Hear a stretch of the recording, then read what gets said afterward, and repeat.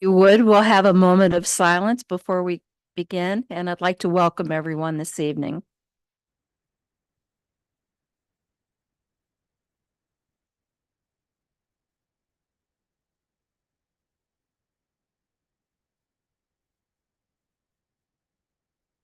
Okay, I'll call the meeting to order, and if you'd stand, we'll recite the Pledge of Allegiance. Pledge allegiance to the flag of the United States of America and to the republic for which it stands, one nation, under God, indivisible, with liberty and justice for all. Roll call. Here. Councilwoman Sherry Rogers. Here. Councilman Stephen White. Here. Councilwoman Debbie Gump. Here. Councilman Herb Curtis. Here. City Manager Nate Stansberry. Present. City Attorney Brian Bailey. Here. Street Commissioner Mike Starrett. Building Code Zoning Enforcement Marty Lewis. Deputy Chief Cross. Fire Department Chief Jimmy Settle. Sanitary Director Dee Evans. Okay. Sorry, Jimmy. Finance. At this time of the meeting, I'll declare that we are having an open public hearing to vacate the city alley within Gould Addition in Shady Brook. Nate, are you or Brian going to speak to the context of that? I think at the end of Montgomery Street, there's I don't know if it's a 90-degree, but there's a plat showing an alley that crosses over Montgomery. And there's been a request to vacate that alley, and depends on how deep in the weeds you want to get into. The city can vacate that alley out of an abundance of caution, whether that's an actual city street or not. So it's not being used as a city street. It's doesn't have any kind of pavement or anything on it. So I think a vacation of that street would be reasonable in this situation. Are there any additional comments about the proposed vacating of the city alley? No? Okay. Did you have something you want? Okay. Hearing none, I will entertain a motion to close the public hearing. So moved. Second. It's been moved and second. Any discussion? All in favor, say aye. Aye. All opposed? Motion carries. Okay, next visitors section. And first on the list is Michael Schock.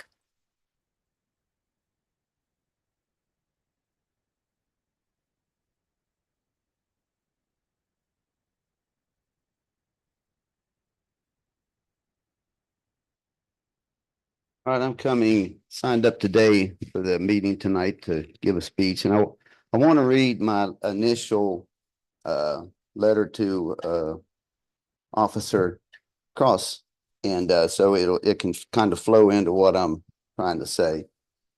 This confrontation started at 1:30 Wednesday afternoon. I was coming out of my house, walking to go mark for cigars.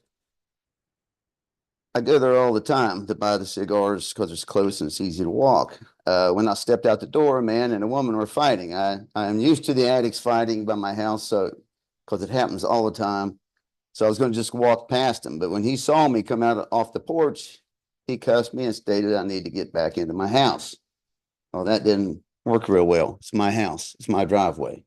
What right does he have to tell me to get back into my house? He's nothing. So when he stated I need to get back, I kept coming and he kept running his mouth. He was at the corner of my driveway, so I walked up and pushed him backwards. He kept running his mouth, so I pushed him again and told him that he does not own the street, especially my driveway, and pushed his shoulders again. They both left and went up the street. I thought, good, now I can get my cigars as I passed. But as I passed 4th Street, walking down Court, they was coming back towards Court, And he started cussing me again and said that I was following them and that I needed to stay off the sidewalks they were on.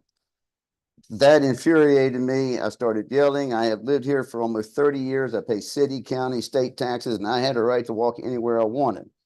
Then the girl came toward me and said, just go get your cigars, because I already said my plan was to just go get cigars.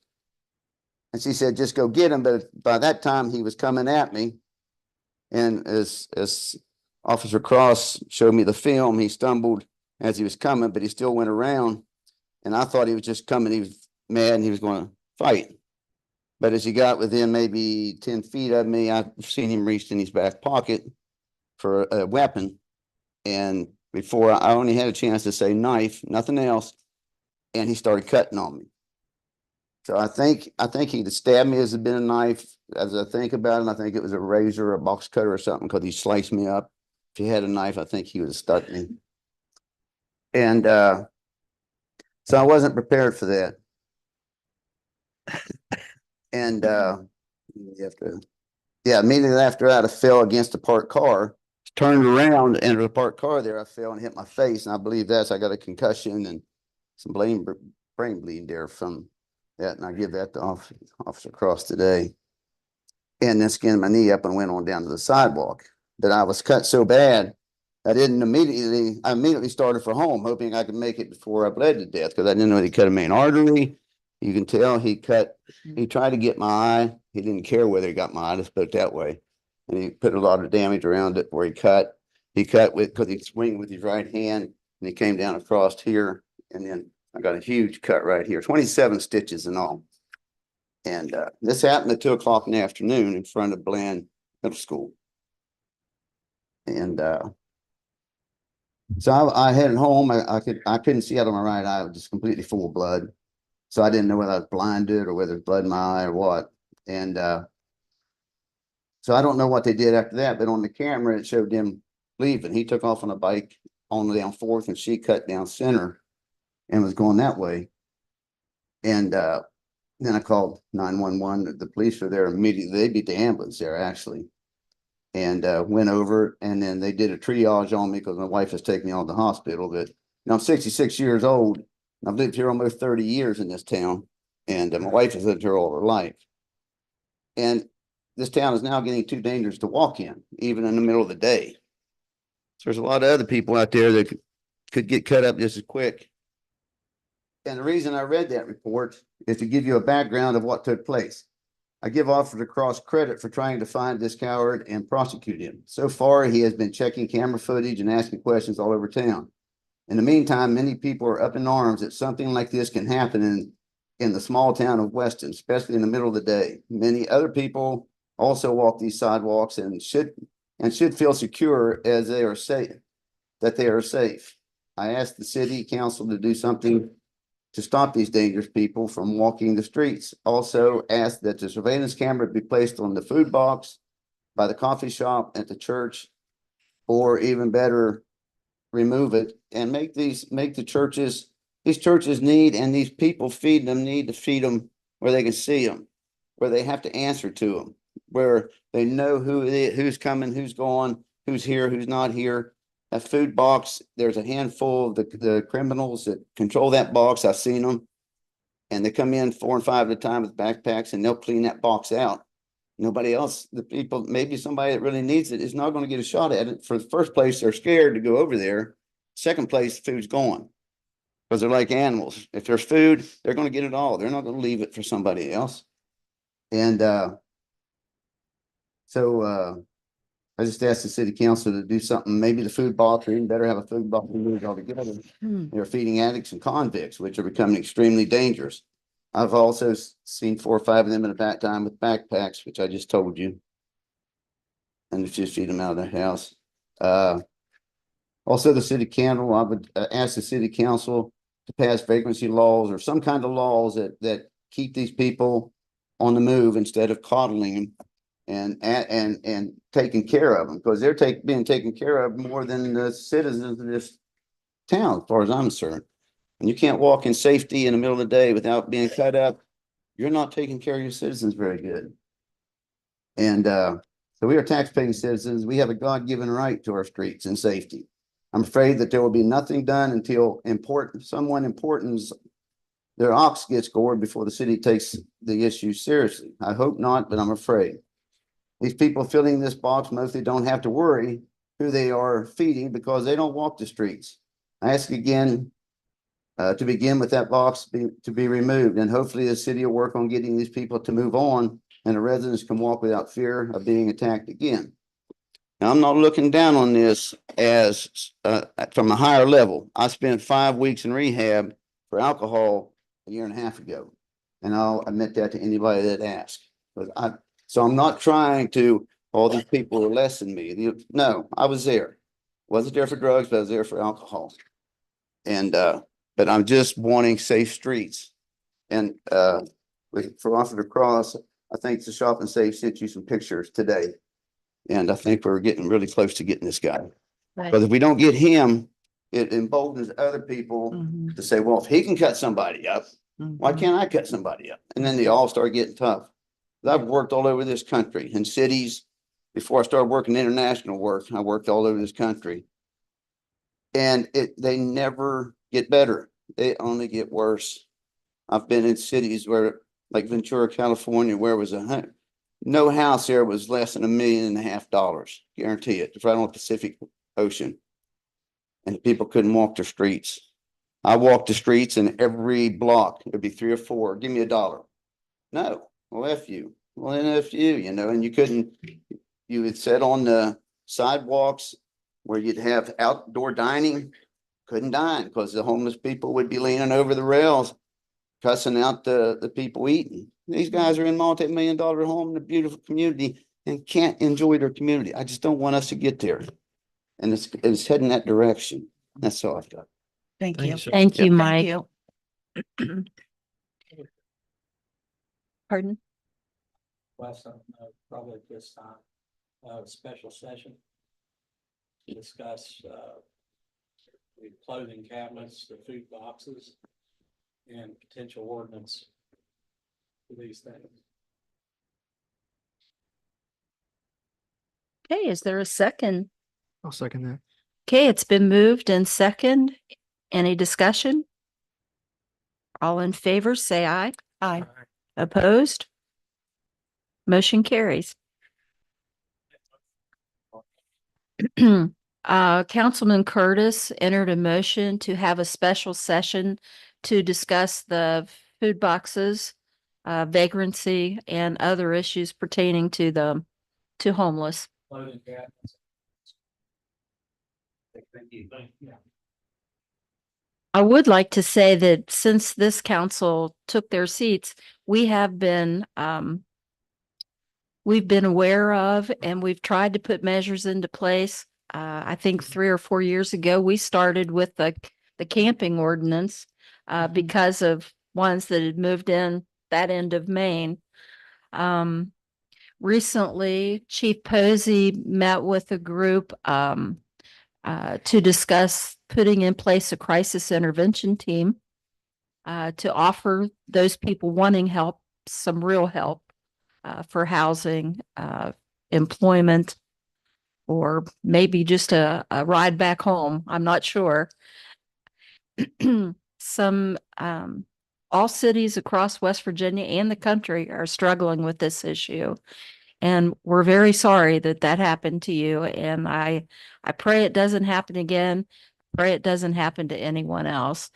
And you can rest assured that we're very tuned in to the situation that we have, and we'll definitely try. We have also spoke with the church and explained the problems that the food box was causing and requested that they monitor the box. To date, it has fallen on deaf ears.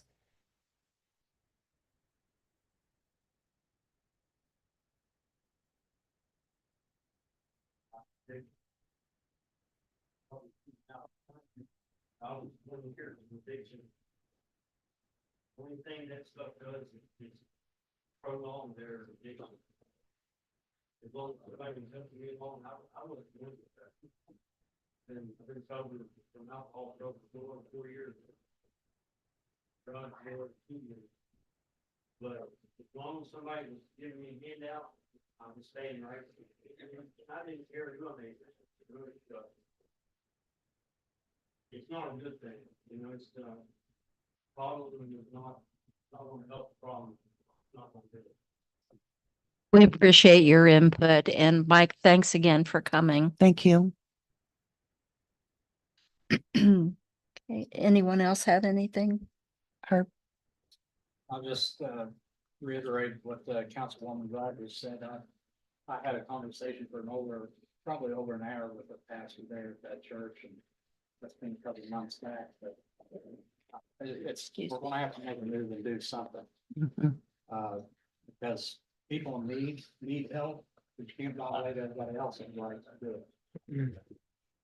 So we gotta find the common ground there. Our law enforcement officers are equipped with information on rehab centers and offer that to folks on a regular basis. So, and offer to make the call, offer to get them there. And most of them do not accept it.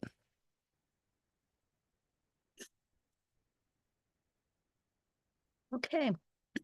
Next is William Fornash.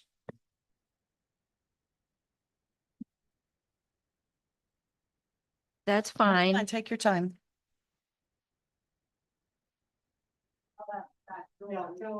Oh, no. That's not good when you got cancer. Oh. No. But I'm here on behalf, well, to start with, I just heard the story here. I appreciate the houses you guys have torn down. It looks a lot better.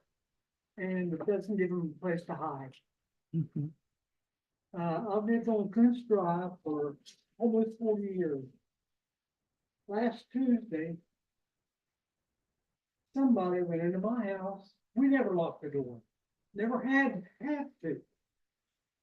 Somebody came in the house, took $100, left. Never had a problem before. But then the reason I'm here tonight is the renaming of Coons Drive. I was surveyed for the state for 37 years. I did land survey. The plat that I have shows Coons Drive going up across the stream, back down right by my house. All the houses across the street from me are like 300, 400 Coons Drive. Every house, there's, I think, 11 residents on Coons Drive, my side. It's all 800. There's no reason to get lost. Unless you use GPS, and you're gonna end up on the other street with GPS. I know that for a fact. Every time somebody comes, but I detest changing Coons Drive, the name of it. I said, I've lived there 37 years. I've got to go through and change my driver's license, insurance, credit cards, insurance policies. And that's gonna cost a lot of money. I mean, well, not a lot of money, but it's gonna cost money that my stomach needs it. And that's not the food, it's cancer free. That, and if it is changed, I'd like to see it called Ian Street, IAN. My grandson's in the Air Force. He wants my house when I kick the bucket. And I'd love to be able to, if it's changed, change it to Ian Street, Ian Drive. But I'd rather see it stay Coons Drive. And on my behalf, cause it cost. And I'm 76 years old. And for me to go through all this, changing stuff, I don't have any idea where I'm at. But that is, my wife's lived there, she's 79, I'm 70, almost 76. And it'd be hard on both of us to to go through and change everything. And I know we're gonna miss something in our insurance policies, I don't know what. But, that's my feeling. Okay. Once again, thank the city. I have had people come out of the woods there above my house, with just bib overalls on. And come down to my driveway and walk down the street. Now, is this the guy that walked to the right into my driveway and took the $100? I don't know. But just take that into consideration. Thank you, Mr. Thank you. Fornash. Appreciate you coming. Yeah, I just got out of the hospital about 3 hours ago. Oh. Well, best wishes for. It took more than that to get me down. That's good. Okay, Larry Haddix.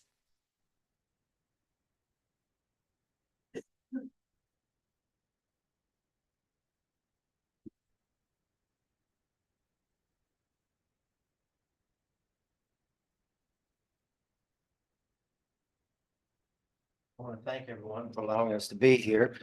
Nate, would you pass those out, please, to? Speaking on behalf of Trunk or Treat, we appreciate everything you all do to help us every year.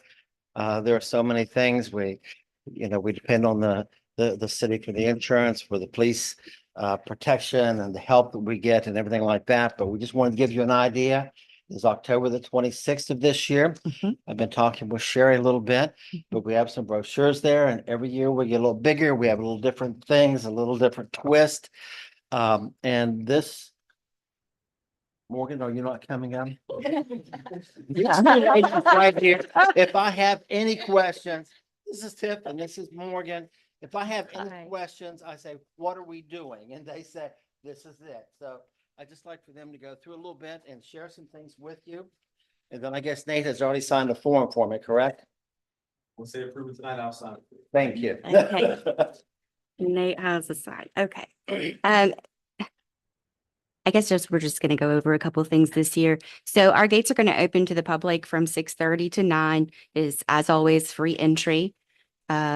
We'll have a candy handout from 6:30 to 8:30, and then we will conclude the evening with fireworks. We have a couple things in order and a couple posts set up for individuals sensitive to loud noises and persons with pets to make sure that people are notified for weeks ahead of time. This year we have an aerialist coming with a live entertainment for an aerial hoop acrobatics. We have our fireworks. Who's honestly performed in circus events. Yes, that's what he does in his off time. Nice. We'll have a character meet and greet from the Little Glass Slipper. We have retired the Witch Sisters this year, so we are going to do the Gothic Girl, which is the play on Wednesday Addams, and the Red Queen, which is the Queen of Hearts.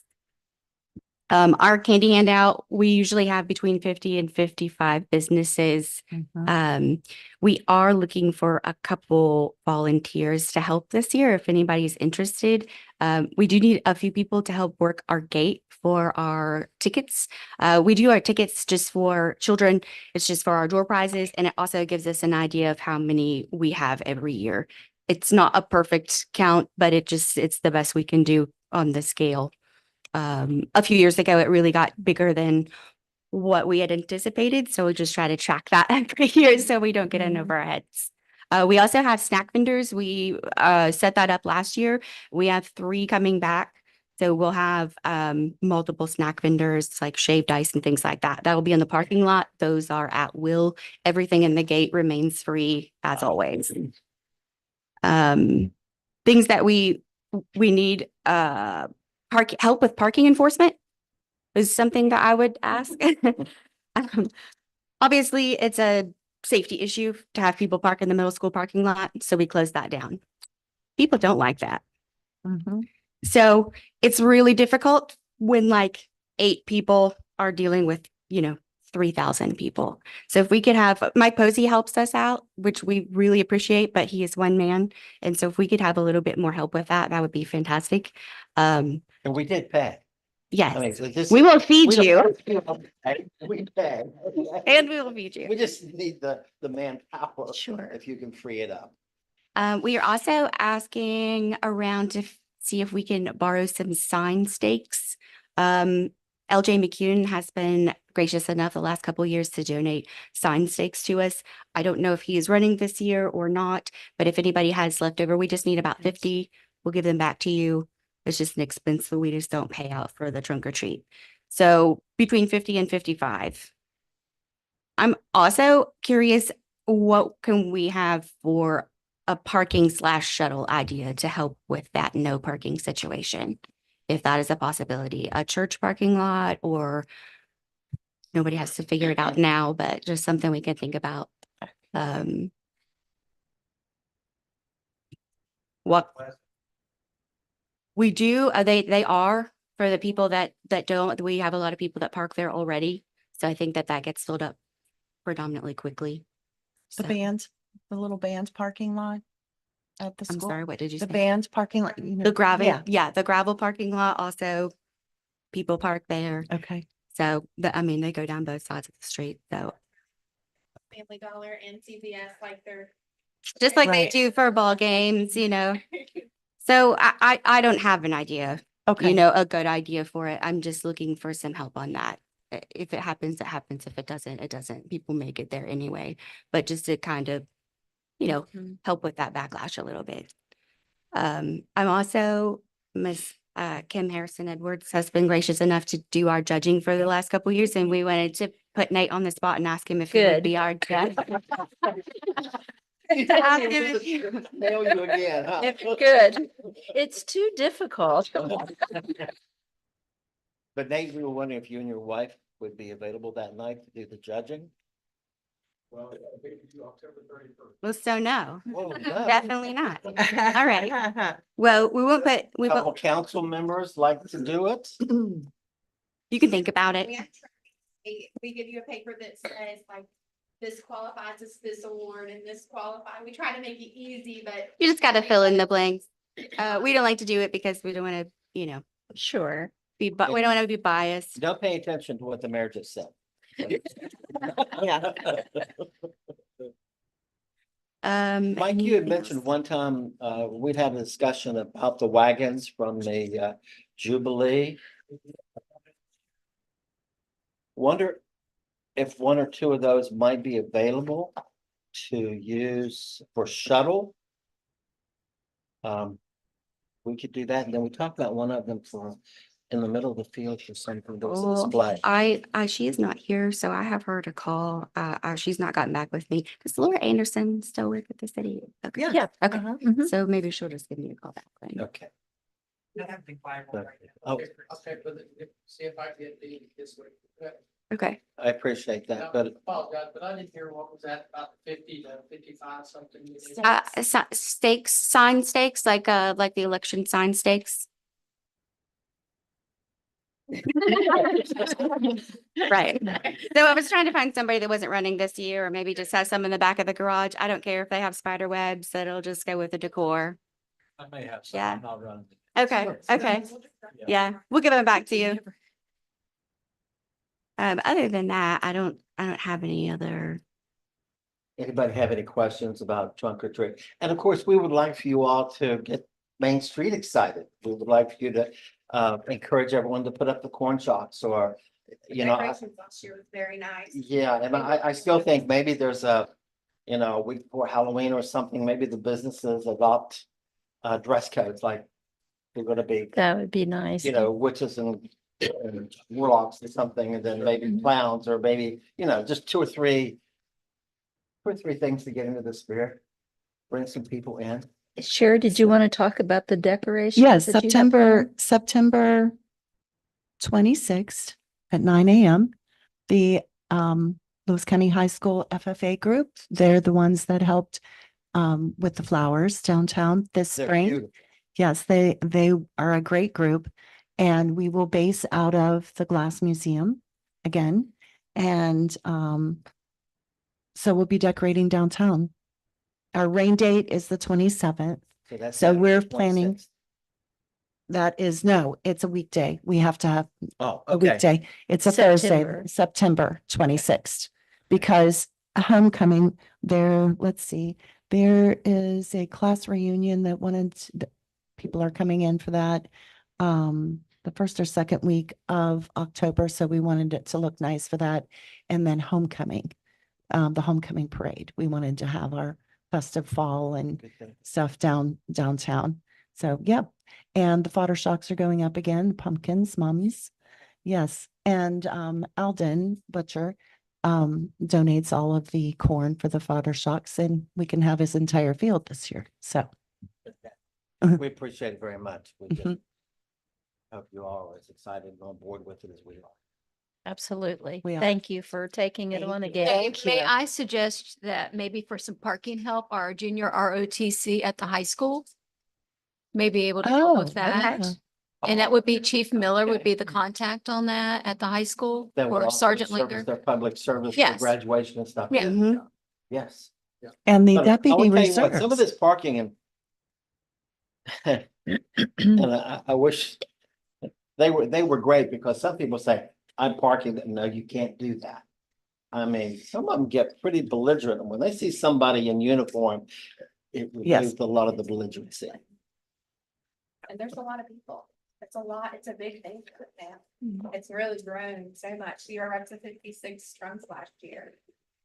And that's local businesses, like these are people we scale, we don't just let Sally from the corner. come. Right. We just, you know, we. They try every year. You can't do this. They do try. You know, Do you want me to reach out to the deputy reserves too? Yeah, that would be great. Okay, I'll do that. And help, we usually have a tent, well, a top up for shade and maybe a couple chairs and we feed them and pay them and. We have the initial gate, we have a secondary gate too, so anything that frees us up for all the other things that we have to do would be fantastic. Cause I mean, we are. This is the planning. We we are start at on the 9 run. a.m. We This start at starts 9 in the a.m., morning. yeah. We are on the run until it's over. And any help we get, because it's gotten so big, it's appreciated. We'll try to offer our officers overtime for it, and that'll be at least part of our contribution to make sure you have enough uniformed people down there. We'll try to get, we've only got 5, maybe 6, depending on how you count them. So we'll try to have everybody there Okay. if they can be available. I appreciate it, everyone. Thank Yep. Well, we appreciate what you do for the community. Thank Yeah, you. thank you very much. And I'm going back to work. Oh, do you want to go ahead Can we move and that up? do we alter the move to Yes, I think amend we- the agenda to, To do the- because he's going back to work and would like to have the papers. Oh. Yes. Would you like to? I'll move to amend the agenda to address the item on the trunk or treat item on the agenda. Is there a second? Okay, it's been moved in second. All in favor, say aye. Aye. Opposed? Motion carries. Do you have a motion you'd like to make about? the Move date? to approve No, the date. the date. Approve the 26th. Yes, I didn't understand what you were I'm asking me. sorry. I'll move to approve the trunk or treat date of October 26th from 6:30 to 9. Okay. It's been moved in second. Any discussion? All in favor, say aye. Aye. All opposed? Motion carries. Okay, good deal.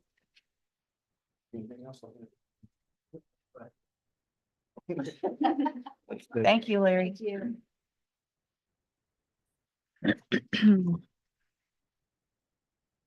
Okay, next on the agenda are presentations.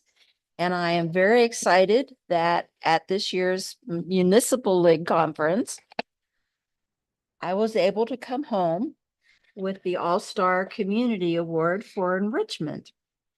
And I have to say, they had like 9 entries, and they take these entries very seriously. And you have to meet certain criteria. So this year I wrote about the Historic Landmarks Commission and their efforts in implementing and structuring the facade grant program, and what that will mean for the city's future success.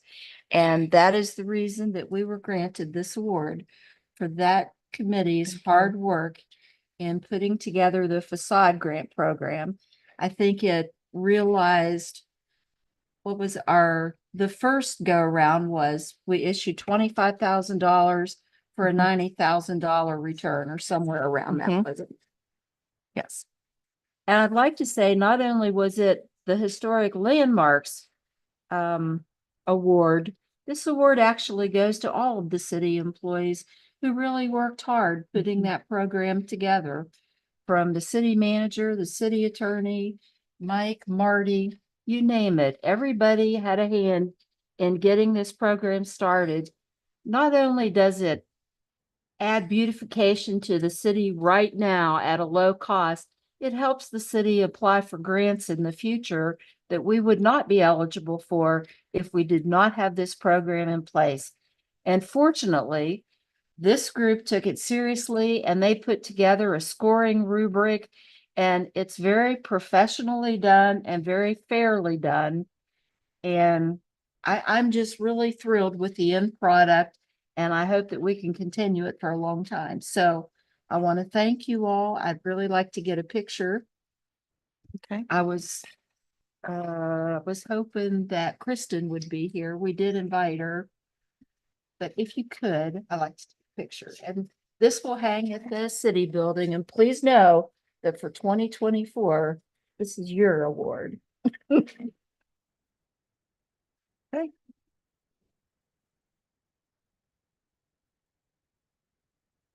That kind of means everybody. No, it means you too, because you have a large part in this. I'm sorry. Michelle will take the picture. Dee will take the picture. Pardon? Marty, Mike. Yes, Mike. Brian. Brian, I think we depended on your legal advice. We did. Where's Joe? It's the Yeah. people on the other side. No, you play a large part in this. This is from the. He's gonna take it. Okay. We got. Judy? I know. Yeah, do we need to scoot in from these front? Send it to. Wearing the purple shirt. I didn't recognize. Yeah.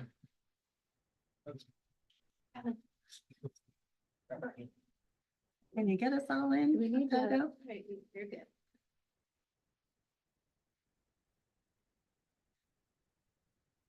Okay, thank you. One more? One more. Oh, all right.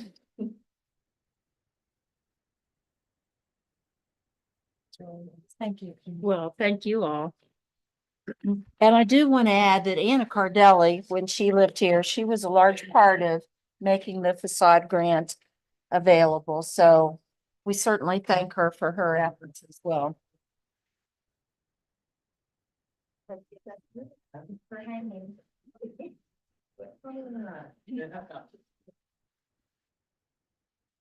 Okay, and next, City of Weston, presenting the cemetery board with $105.25. I know that's not very much money when you hear it said, read out loud. But this was through the efforts of just a bunch of volunteers through the Carp Festival.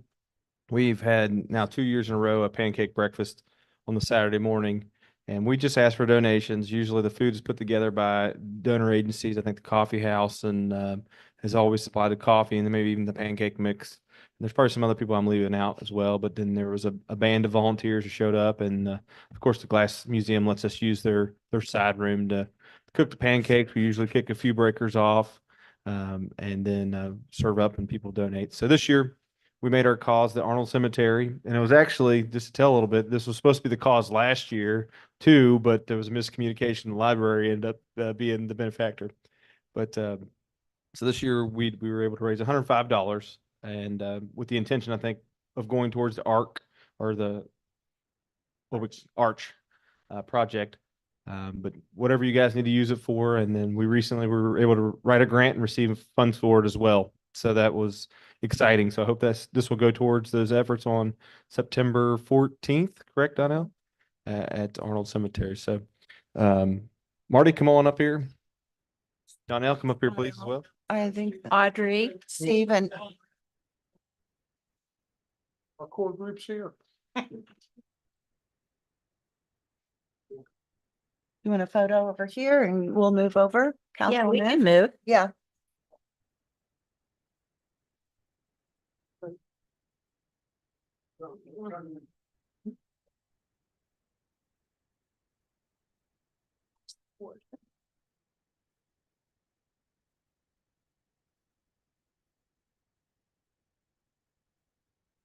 This is the core group, right, of the Friends of Arnold Cemetery, who've been donating their weekends and things like that to help revitalize the cemetery. We really appreciate your efforts, and you guys have your own bank account now, right, that you're putting surplus funds in, so or you can give it over to Donnell and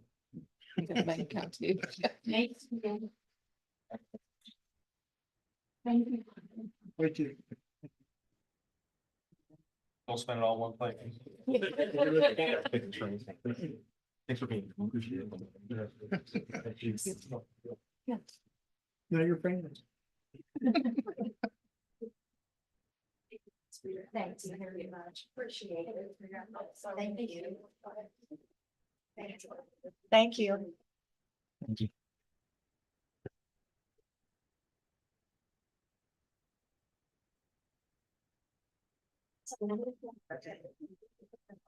It seems like every date that they set aside to volunteer in the cemetery, I'm always doing something else, but there's another opportunity coming up on September 14. Uh-huh. And volunteer hours that day count towards local match in the grant that was applied for. So if anyone can spare even an hour, it would be greatly appreciated.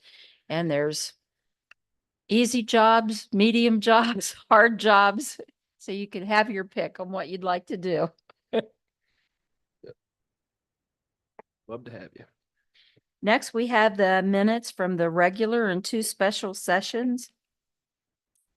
If you've had a chance to look over those, I'll entertain a motion to accept as distributed.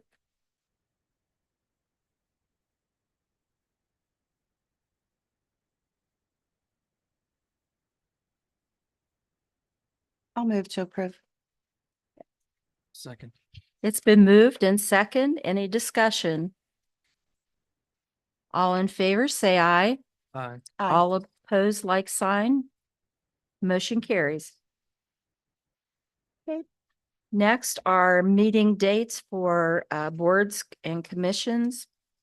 The cemetery board, the next meeting is Monday, November the 18th. Historic Landmarks Commission, September 12th at 6 p.m. And at this time, I think Sherry wants to provide an update on the facade grant. I do. Yes. I think everyone has a copy of that facade grant 2024. I could never remember if it's 6 or 7. We had 7 applicants this year for the facade grant. And they ranged from awning projects, painting projects, window replacement, to replacement roofs, the entire roof. So the total cost of the grant awards were $16,750. And the total project investments that the city will see from completion of these projects. And there's only one that is outstanding left for completion. But the total project investment is $60,422.72.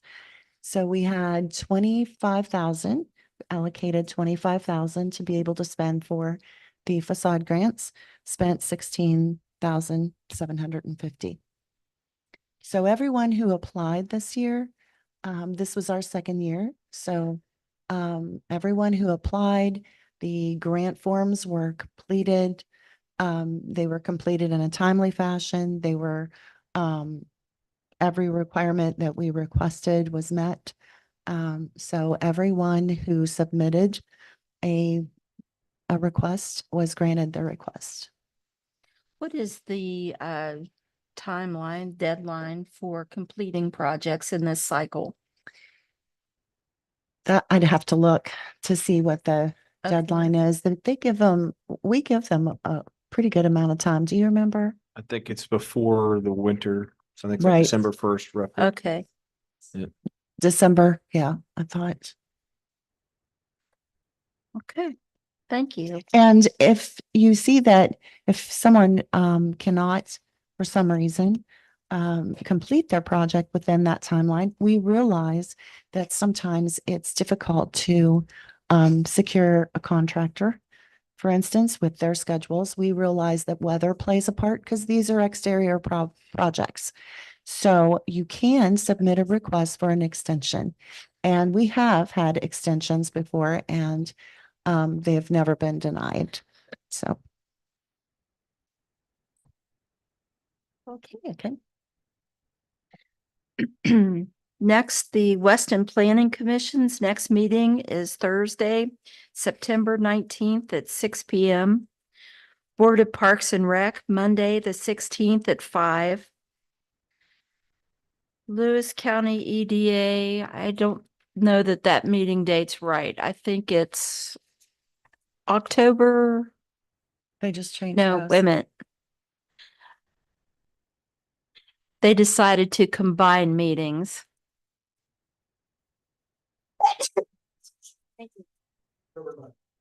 October 9th. Thank you. And that's at 5 p.m. here. Board of Zoning Appeals, Tuesday, September 17th at 6. Code Appeals, September 19th at 6. The Tree Commission, September 26th at 4 p.m. And we have Robert Weaver here who'd like to provide us an update. I'm sure you all know me. I haven't met Mr. White yet. My name is Robert Weaver. I'm the chairman of the Weston Street Commission. I have with me here our vice chairman, Michelle Graves Carpenter. She's a great second in command. I just thought it was important. We're coming up in October, having been officially a commission for about a year.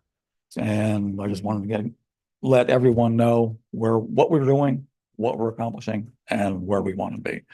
We've been very lucky getting this off the ground. We've had great cooperation with Sam Adams, who is a forester with the State Department of Forestry. His boss, Robert Hanna, has also been helping us. We have an arborist we're working with in Morgantown, who's pro bono. He's just wanting to help us. His name is David Mitchell, Mitchell Tree Service. He works a lot with other municipalities in West Virginia. So as far as helping us, he knows a lot of programs, a lot of the ins and outs to be able to send us in the right direction as we get off the ground. He's been very helpful. He also has a part-time employee, Chris Bodkin, who is funded through the West Virginia Department of Forestry. He is specifically tasked with helping municipalities with grants, something I'll get to here in a few items. I think we've done pretty well for a year. We've gotten everything off the ground. We're getting our footing. We're working on, I think 9 points as far as updates as to the policies and procedures. Brian Bailey has been very helpful. He's going to be, I think, turning our talking points into actual legalese points that we can get, into the ordinance so that we can start moving forward on that. Once we get that underway, I think we'll be meeting with various boards, department heads, just to let them know what a tree board does, what our involvement will be going forward. We do have statutory authority over public trees. We also have statutory authority over private trees if they become problematic, or if, say,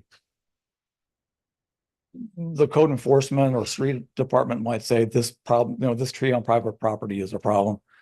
We need to be involved. So it's just one of those things. We have authority basically over any action taken towards trees within the city. That's pretty much standard with any tree commission. It just, it gives a level of protection for the city. It's a level of protection for property owners. We try to bring a level of knowledge to the process, so we're just not making things up as we go along. That's the plan as far as immediately getting things back off, on the ground as far as that's concerned. I'd also like to thank, I left her out, I'd like to thank Judy Piercy. She has been amazing. She's been our secretary by default, but she's also kept us in line and learning the procedures, how to have meetings, that kind of thing. And she's also come up with some great ideas, what we can do to help beautify the city of Weston. So special thanks to her. Fantastic. Yeah, definitely. Thank you, Judy. That's well deserved, Judy. One of the challenges we do have, and I think it's problematic for all of our boards and commissions, is membership. We've just lost 2 of our members, both valuable people. One just didn't have the time to make the meetings, and the other moved to Morgantown. So we're down to 4 members. Myself, Michelle Graves Carpenter. We have Bruce Lloyd, the extension agent who sits in with us, and also Debbie Alfred, who she has a landscaping experience, and she has a good eye for when we move forward on any beautification efforts. She'll be invaluable with her talents. So again, we are down to 4, so we're going to need at least 2 people. Okay. So I'm just going to say, if we can, one of the things we're going to be doing is doing some outreach. We know that the city is going to be having their board meetings here shortly. I think that we will probably be attending those to let the community know, number one, that we exist, what we're about, but also to let them know we need participation, whether they actually want to sit on the board itself, or they just want to volunteer their time for our whatever efforts we have going forward. I think we'll also be meeting with the CEOs. Although we are a city entity, the way I envision the commission is we are a resource for the entire community. That brings me to a question. Yes, ma'am. You remember the resource booklets, the tree planting guides? I find those to be so helpful. I have one at home. I know we have more. Do you think that might be a good time during the city board meetings to inform people that you are a resource and offer that to them? Exactly. I think that you were able to obtain some more copies of those from, like I said before, those are hard to come by. So I will try to get a hold of Sam Adams and Bob Hanna and see if they can give us, a supply of them that we can hand out and present. Okay. But again, back to the resource, and I think I mentioned this, I'm a member of the County Planning Commission, and we had a outreach meeting in Ireland. And one of the things I see Weston as being able to do, no, we can't spend money on these outlying communities, but if somebody wants to do something, if they need some advice, they just want some knowledge, come to us at the city. I mean, knowledge is free, guidance is free, and we can help you. If somebody in Ireland or anybody else wants to do an Arbor Day event, we can point you in the right direction. We can tell you what might work, what might not work. So I think that's important as we do outreach, that we embrace the entire Lewis County community. Actually, people who are not residents of the city can sit on the commission. So again, there's that opportunity. So I think you are the eyes and ears on the ground. So if you want to get people involved, you're going to know more people than I am. I live right outside the city. I try to keep to myself, but let people know that we're looking for people who are engaged and want to assist with community projects. So that being said, we do have a couple of interesting developments.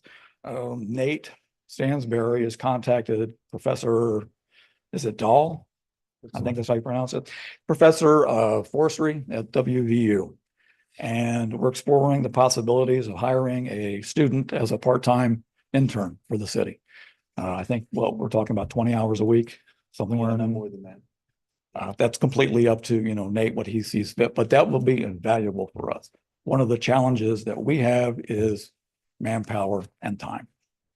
So when we want to move forward on something that's important, let's say as a tree inventory, having this intern, on staff can really concentrate on projects like that. And then we can have input and assist him, as we can moving forward. So I think that's an exciting opportunity. He'll bring a depth of knowledge to what he's doing too, because he is or she, I'm sorry, I'm sexist. I'll be the first to admit that. That wasn't what I was driving at. But I'd like to thank Nate for having followed through on that. And I think what we just got the notice sent to Professor Dahl to see Yeah, what and we come up he's with. fine with it. So I think he's waiting on me to say, pull the trigger. He's gonna reach out to the student body and see if Perfect. there's anybody interested. So that's exciting. The other exciting thing that we have going on is a grant opportunity. It's called the Community Equity Grant. It's through the West Virginia Department of Forestry, but it's a pass-through grant from the USDA. It's specifically targeted at distressed communities. I mean, we are officially designated as a distressed community. That was the prime prerequisite to qualify. And the effort is to raise up all these communities that have been left behind. It's a DEI effort. I'm going to put it out there. I think we have an excellent chance of qualifying for it. It is not insubstantial. It's up to $50,000 per year. It's a no match grant. It is reimbursable, so we will have to spend the money up front, but no money out of our pocket. And it's recurring. There's apparently enough money in the funds they expect for the next maybe 4 years. So we have up to $50,000 a year that we might qualify for over the next 4 years. So that's really exciting for us. We were, as a commission, I think we were throwing around some ideas, reaching for the stars and trying to put everything in it. I've been speaking with Robert Hanna again at the Division of Forestry. He seems to think if we, for our first effort, keep it manageable, keep it something that we can accomplish within that year, because they do have to be completed within a year. Right. So I think what we're looking at this point is assisting with the efforts of Arnold Cemetery. Arnold Cemetery has some of our best trees, our largest or oldest trees are there. I know I gave you an estimate for some tree work. It's very expensive. So what I'm thinking is possibly there are other problematic trees at Arnold that have them all assessed, see what needs to be done, and then maybe get a grant so we can take care of every tree at Arnold Cemetery. Get rid of the dead ones, take care of ones that need pruning or feeding, that kind of thing, and really assist with that project. But again, take care of the best trees that we have in the city. And the other part of that would be, I think we're looking at possibly joining forces maybe with the department, with, what am I looking for? Robert Bland Middle School. There's an opportunity there on Court Avenue from 3rd Street all the way down to the bridge for planting of trees along the side of the school and along the side of the playing fields. So I think that would be another doable part. I think we can combine both of those efforts into this one grant and accomplish that within the first year. But I think it's very exciting to me. $50,000 a year. That's not bad. It's not bad. Other than that, like I said, you are our eyes and ears on the ground. If you see opportunities where planting can take place, that's what we're going to be about, is planting and beautification, greening up the city. I think it's imperative moving forward, and I talked to Nate about this, that we be included on the ground floor of any capital improvement project, beautification efforts that are being ideated for the city. Otherwise, we could be approached at the end stage and say, this is what we're doing. And we could end up being a spoiler saying, well, that's not the best idea. Or maybe we have a different direction we'd like to see it go. So we're talking, we're going to be having, what is that? October the 10th? The work session.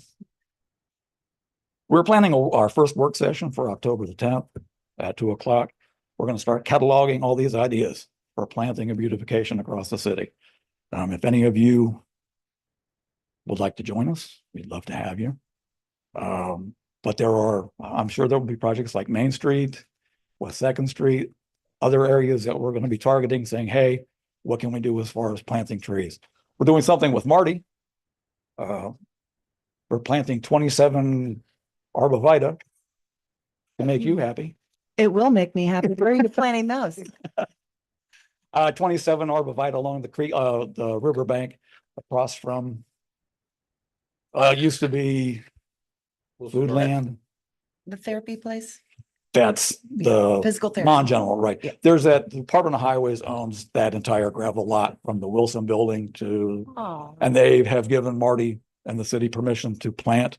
I already purchased the plants last Friday. They're sitting at my house ready to go. So as soon as we get some soil testing done and whatever else we need to get going, we'll get those planted here shortly, which 27 plants of cross, and it's almost 300 feet. Mhm. So it'll have a nice visual impact. It'll also give the people of Broad Street a little bit of privacy from West Second Street. Mhm. I know, so that's No, exciting that's as a good way to well. put it too. But again, we're here. You're welcome. I hope that It is. if you can attend our meetings, they're the last Thursday of every month at 4 o'clock at the city building. But we're open to ideas. If you have any thoughts, come to the meeting or just send them to Nate. He can get them to me. You all, I think, have my email address. But again, it's imperative that if we're going to succeed and the city succeed, we need to be involved in things at their inception and not approached later. That's just my opinion. And the opinion of the commission. So that's it. I think that we've done a lot in the first year and we're ready to move forward on some other things. And I thank you for your support. You may speak with another high school, Brandy Moyers. She is the horticulture teacher at the high school. Okay. So she may be able to. I know absolutely nobody. I'm giving you her name. So come to high Okay, school. could you possibly send me her contact information? That way I can contact her directly. Yes, because that would be invaluable. We're not just into trees, we're also by default doing plants, shrubbery, all those kinds of things. So yes, a horticultural person would be. Going back to the West Second, is that just be planted ground or would they be like a planter through there? No, it's over on the riverbank. The Department of Highways that's one of our challenges. This is the It's just Department of gonna be Highways. Just along the edge, it's going to follow that irregular shape. The variety is a Thuja green giant. They get about 8 to 10 feet wide, but they get about 40, 50 feet tall. So that'll be a complete screen that side and it'll make quite the impact. That was one of the headwinds I wanted to let you know about was Department of Highways. They have domain over every corridor, major corridor through the city of Weston. And they are very picky about what they allow and what they don't allow. I'm exploring some options with the local DOH. I'm also exploring with state level to see what we can do. Maybe there's some leeway in what we can do. But as it stands now, we would be very limited as far as any substantial planning along any of our major roads. So just be aware, we'll try to work through it. Maybe we'll get something accomplished. But other than that, that's like I said, we've had a good year and we're looking forward to another year. So please keep us in mind. Sure. All right. Thank you. And thank you, Michelle. Thank you. Appreciate you coming. Thank you for coming tonight too. Thank you very much. Thank you. Thanks. Okay, the Arts Council, next meeting Tuesday, September 10th at 5:30. The Land Reuse Agency, September 16th at 4:30. Neighborhood Watch, September 4th at 6 p.m. And the Solid Waste Authority in August. Well, that's over. It'll be at the Jane Lou Park Building, I guess, in September. Okay. And we do have known vacancies to be filled. Board of Zoning Appeals, 1 position, 1 alternate. The Tree Commission, 2 positions. Weston Land Reuse Agency, 1 position from the public. I think we've actually had 2 applications for that, but we didn't get them on the agenda for tonight. Okay. So I think we've got more than enough to fill that That it's vacancy. special. That's Very nice good. that we get them in advance though to look over. Thank Yep. you. Okay, next Sanitary Board Thank report. you. And ICD has a guest with her this evening. I'm not sure who she is, but I have to. I'm just kidding. That's Susan Briggs from the She's our counsel with PSC. You'll be hearing from her in a little bit later in the meeting. Okay. Y'all should have my report there. I'll just go over a couple things with you and try to be brief. The phase 2 project, the only update I have there is just that Bethesda continues to work on that design and have promised to have the design completed by September, the end of September. So we'll hope for that and anticipate that. You have Brock's report for the plant and the collection and the pumps. And I'll just touch on a couple things on my section. We do have a couple customer initiated mainline extension requests that city manager's working on, and Brian is working on those with him as well. One is on Chapel Street down at Jackson's Mill. One is on Route 33 towards Pricetown. We're also kind of working on the total inventory of our total amount of customers that we have, just to make sure that we're not missing any that should either be billed or should be hooked up. We're going to start on the outskirts and work our way in. Sometimes some of these customers move in or build on and kind of come in under our radar, and we just want to make sure that we've got everybody hooked on or billing them that we need to be. So we're going to work on that inventory in the next few weeks. Working with the finance manager and city manager on getting an update on sanitary board's budget and our financial report. We should have that to you guys within our next meeting as well. Working with the city manager and the attorney and the mayor on documents for the merger with sanitary board and city of Weston. Should be hearing something from us real soon from that. We did withdraw about $60,000 from our repo account, and that's for 6 or 7 projects that we're working on down at the plant.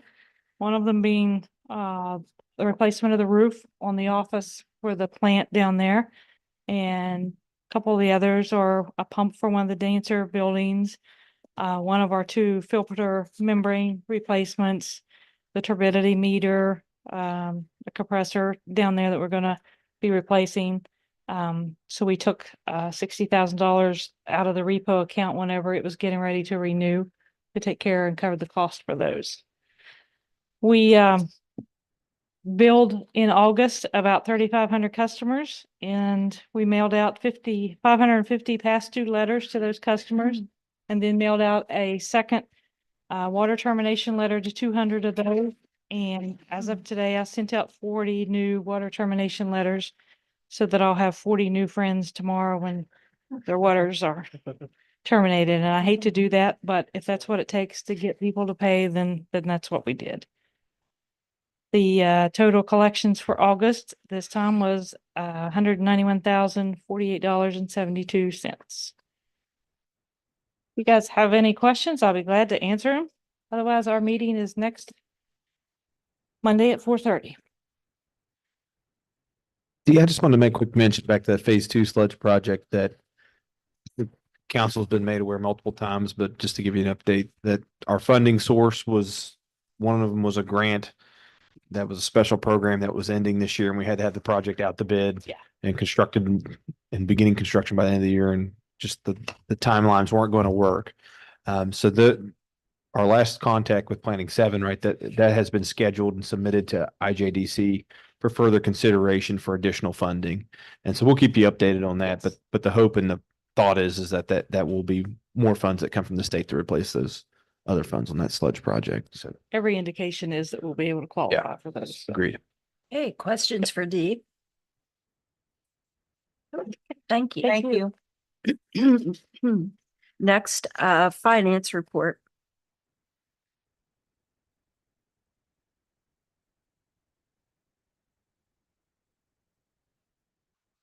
All right. I'll try to keep this really short. It's still early in the year to say much about the total financial picture of the city for the fiscal year. But I will say that total revenues right now are about where they were last year, which put into context is almost amazing, because municipal fees went out late. We are very behind on municipal fee collections compared to where we were last year, which is to be expected. But sales tax revenue and B&O revenue are both up. So I expect municipal fees to catch up by January. So I think overall we're headed towards being in a really good position. of course, municipal fees normally in the beginning of the year put us in a cash flush position.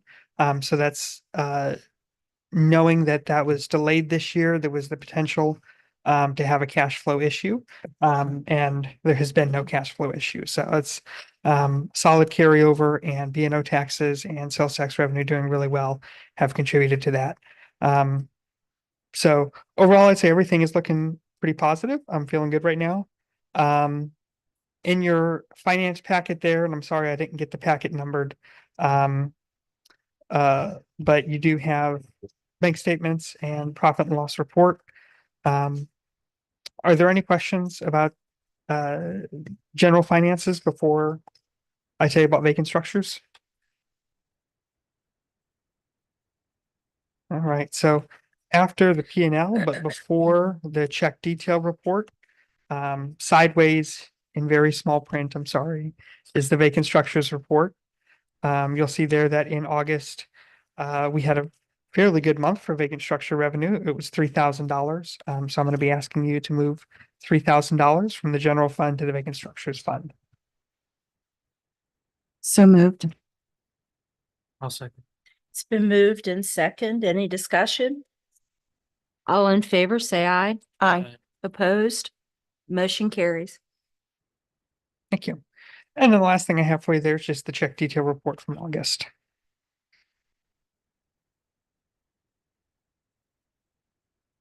You need a motion for approval? Mhm. I'll move to approve.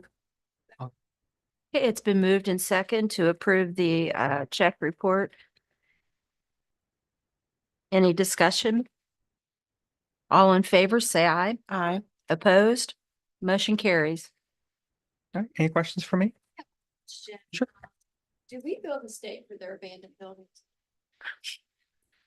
What buildings do they have abandoned? Depot Street, Uh-huh. Has it been completely abandoned at this point? I think. I think if we call and ask them, they're gonna say we're still, Soon to be out because they Yeah. rebuilt those buildings up. it's worth asking the question again, but I think as of 6 or 7 months ago, the response was, we still use that building. People are in there every week doing different tasks. Yeah. Well, they need to clean it up. Clean the weed. Okay. Chase the tree seeds. I'm going to say something that's going to get myself in trouble, but I'm going to say it anyway. So you're That- out, Joe. that particular structure and that particular state agency has been harder to work with when it comes with city fees than any other state agency. We are waiting. We need a third member of the Municipal Fees Appeals Board because they have refused to pay any fees, seeing them as trumped up taxes. And I think I'm quoting them. But they have filed an appeal to the Fees Appeals Board to have their case heard because they have not paid their municipal fees in quite some time. And I don't have a problem saying that because they're a public agency. So that's one of the questions. I think if we walk down there with the vacant structures fee, we're just adding kindling to that fire at this point till they decide they have to pay fees or not. And that's going to be decided by an appeals board and probably most likely the circuit court at some point in time. I just wondered. Yeah. Yeah. Thank you. I don't see anybody there except people park their cars there to go. I to think another it's building to a work. fair point. I've heard rumblings that they're thinking about selling it soon. So I'm assuming nobody's in it if they're going to sell it. Anything else? Thank you. Thank you, Joe. Thank you, Joe. Okay, next you have the street department packet. Any questions? I have one question here. And I appreciate stuff being hauled away because I know they're putting a lot in about people cleaning up their around their property. When our street department hauls stuff, do we bill the owners for that service? Yeah. Okay. Yeah, when they've done that, we. I didn't know if it was like when we pay the company, do we treat it the same? Yeah, we figure up an hourly rate for whatever machinery, trucks, whatever, and for people. And send them a bill. In fact, when they came in today, they painted on one of those, sort of payment process on the situation like that. I just wonder, because I know we've sent the property cleaner maintenance people in before, and I didn't know if we treated it the same way for our own people. Now, Mike and I got together and we figured out the rates for his guys and the machinery or whatever, and we built it for it. I appreciate that. Thank you. I appreciate that being cleaned up. Only thing I'll add to that report is let you know, guys have been very busy. I think last month I had like 54 things on there we done well. We didn't do that much because this time because poured a lot of concrete. It looks really nice too. The concrete looks really nice. I appreciate It it. took quite a bit of time to do that. Yes, sir, we did. Yes, thank you very much. I was gonna say I didn't get much done because street commissioner went on vacation, but That was my next. Thing. I was on vacation, and I'm gonna tell you what, I kept in contact with the guys almost every day. Called them every morning, called some of these other people that Julia and Nate, you wanna know where you're doing, you're on vacation. Well, Yeah. I'll tell you what, it's a little hard to let that go and not know what, but I will tell you one thing, they stayed busy. I mean, Yeah. they moved a lot of, they've done a lot of work. Arch Street, Maple Drive, all this, they done all that. And I went back and looked at it. I can't say nothing bad about the guys. They're doing a great job there. Oh, I remember I was gonna ask. Mindy, did you discuss that issue about we keep having people move the barriers there? No, I think Nate knows that they stole. They're moving the concrete barriers. Concrete, they are plastic barriers with water in them, and they're moving those out of the way. But and again, goes back to this other stuff, they stole my road closed signs, and now I got a cheaper one up there out of plywood and says road closed, and it looks terrible, but I'm not putting out another $107 sign for them to take again. So, yeah, they did move, I think Sunday, I had to go back up and close the road back up again. Yeah, yes. Yeah, and Debbie called me today, so we went up, we took care of it. But And I don't know, is the police monitoring that? Because I have a feeling that may be a meeting point now. I've heard from neighbors on that. Since the road's closed, they feel that officers can't get up there. That's just a tip I got from people in the neighborhood. As I told Debbie, I changed the sign up there the other day and because the sign was stolen, so I went up and moved it back a little bit further, so I might have made someone mad, and I might have took my signs again, so, but I can't prove that, but just saying, we do need a little bit of help up there, monitoring. I do, 'cause that road is dangerous. Yes. Yeah, we didn't put a close sign up there for nothing, it is dangerous, we still have that 8-inch gas line up through there. Thank you. That's all I have. Thank you, Mike. Thanks. Next, Police Department. Nothing there. I appreciate the report and also on Kitson, where you guys put the speed limit sign that registers and shows you your speed limit. All of the residents have really appreciated that, even the ones who sometimes speed have came to me and said, it's a good reality check for us, that everyone, there's not one complaint about it. Everyone enjoys it. In fact, the little guy down the street clocks himself on his bicycle and you would have never seen a smile on his face like this. He's really enjoying himself. If I take it today, make sure it's still have battery. Yeah, it's off right now, but it just did. It was a holiday weekend, Okay. but everyone was very appreciative of that sign. Thank you. You have Yeah, something? I just wanted to give thanks and shout out to Officer Cross for responding to the issue I had at Ward 4 there on East Third Street. I think that was a couple mornings ago, but ended up being there just for a few minutes and then thought I better get out of the way. Like, did a job, but very professional and Always. helpful services and everything to the citizens that was there. And I just want to thank you for that. I appreciate that. We appreciate your night patrols. I've had an overwhelming response. Thank you. Really? Good, thank you. Word gets around. Yes. Okay, next, Fire Department. I don't have anything else to do. That 2 fires in the city, just had one last Saturday night. Center Avenue, guys went in, all room and content fires, like they got there quick, and they just put it out quick. Oh, I didn't know that. One for that, and one on Center Avenue. is that the oil fire that was going on? Somebody cooking oil? Okay, that's your answer. Questions for Chief Settle? Next month we'll get to that. Thank you. We appreciate you guys. Building code zoning and CAT program progress report. Reports are all in there. The only thing I wanted, but I might add is last week, we did get the, email invitation for the REAP grant for demolition of black digging homes again.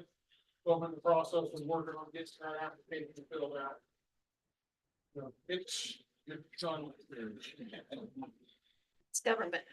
Yeah, they took the process where last time we did it, I could print the forms out, print them all off by hand, fill them out and scan them and email them back.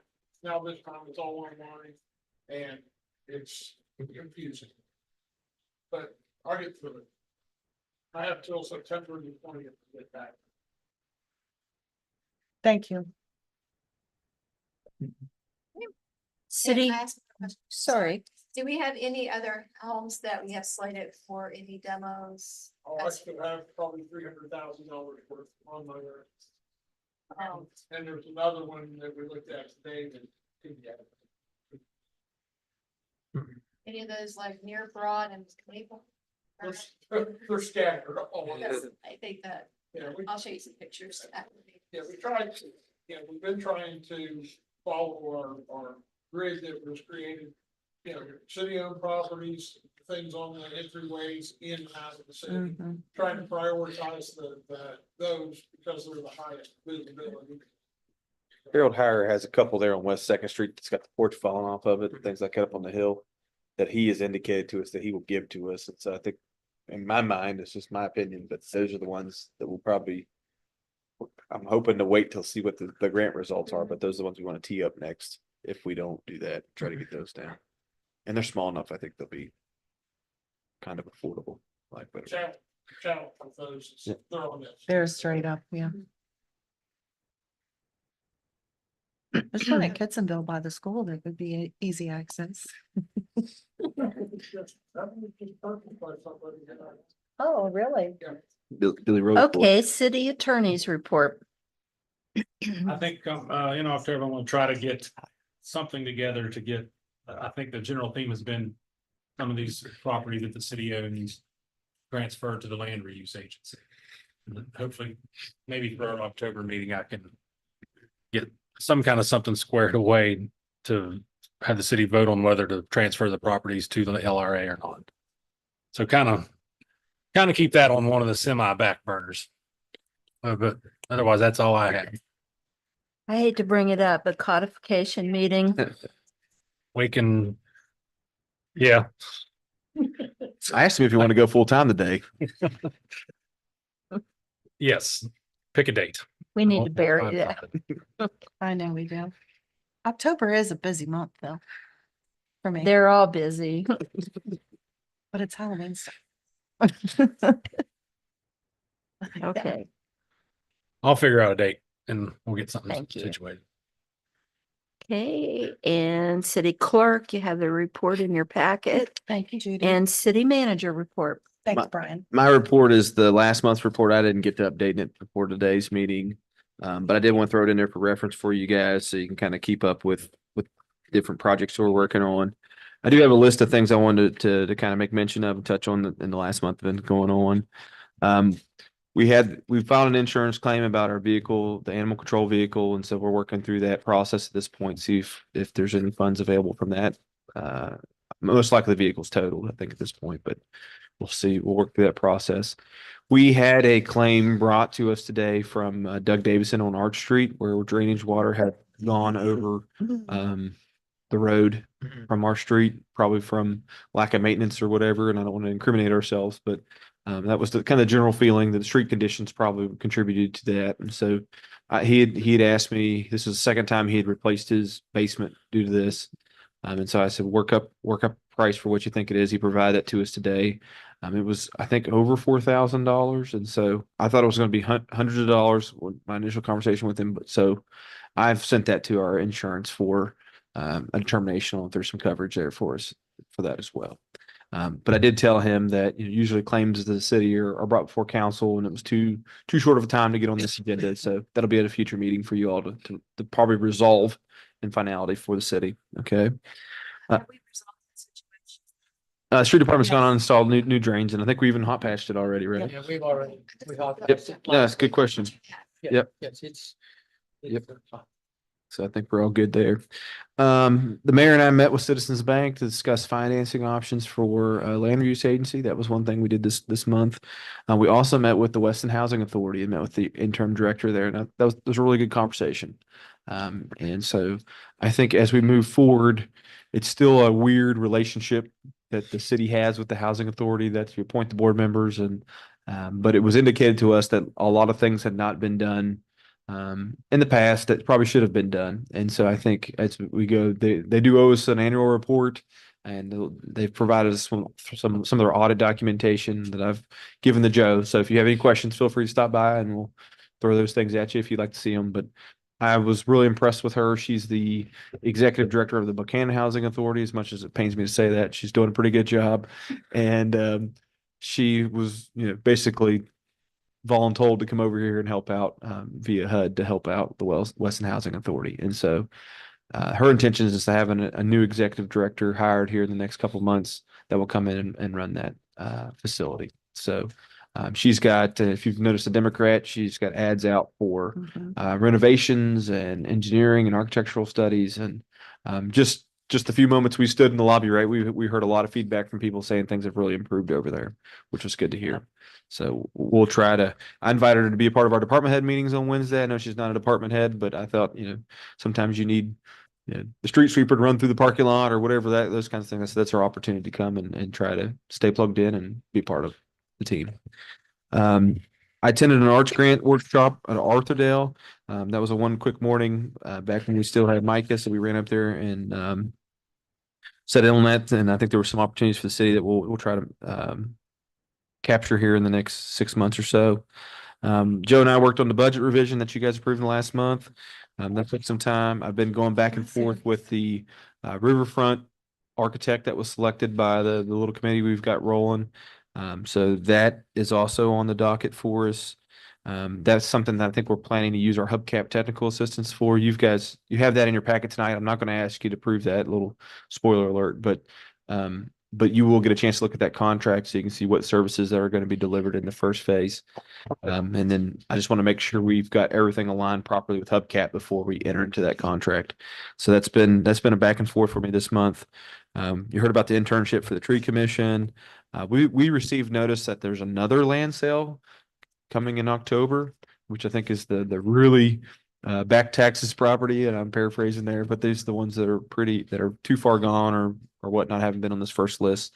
So I think that's something that council and the land use agency together have to consider if there's any properties on there worth engaging in. You guys, I think, are well aware that we've had quite a few conversations with fire fee and annexation potential. I will say I've got an email drafted that I'm working on. You guys kind of bring you up to date, but I think in order, and I'll say this just generally for the public's sake, is that our fire fee, in my opinion, is not high enough for people to just want to annex because they would save from the fire fee, which tells me that it's not high enough. We did a pretty good job of picking a number that pays for a service, but it's not overwhelming. So for most commercial properties around the city who are not inside the city limits, they will not see a savings necessarily by coming in just from their fire fee. And so that doesn't make it easy necessarily for the folks that are around us that would maybe consider annexation. And so some of the property owners that I've spoke with today, I presented them three options or three potential ordinances that I think that we could pass as a city council. One would be an annexation B&O tax credit, which would be based upon your revenue from sales tax, that we would give a dollar for dollar credit each quarter towards an annexed business. And I put a 5-year time frame on it. These are all negotiable. Let me say that. And this is just my mental thoughts at this point. All this is negotiable, but I just wanted to kind of lay out some possibilities for them to consider. The second ordinance would be an ordinance for the same process, a tax credit based on sales tax for city B&O taxpayers. But that would be triggered by us having more sales tax revenue than B&O tax revenue. And that threshold would then open that program up to all city businesses, not just newly annexed ones. And then thirdly, there was a proposed ordinance to allow people the ability, if they annex in, to have a rebate on their property taxes. And what my thought is that the first year that they came in, we would rebate their entire municipal portion of their property taxes. And then for the next X some years to be determined, we would allow people to reduce their property taxes by that initial. If they paid $1,500 in year one, in year five, if they're paying $1,550, they would be able to get $1,500 off the tax rebate and then just pay a $50 tax bill to kind of lessen the blow of annexing in and give them plenty of time to adjust to really what turns out for most people double taxation. Their tax rates would double to come into the city at this point.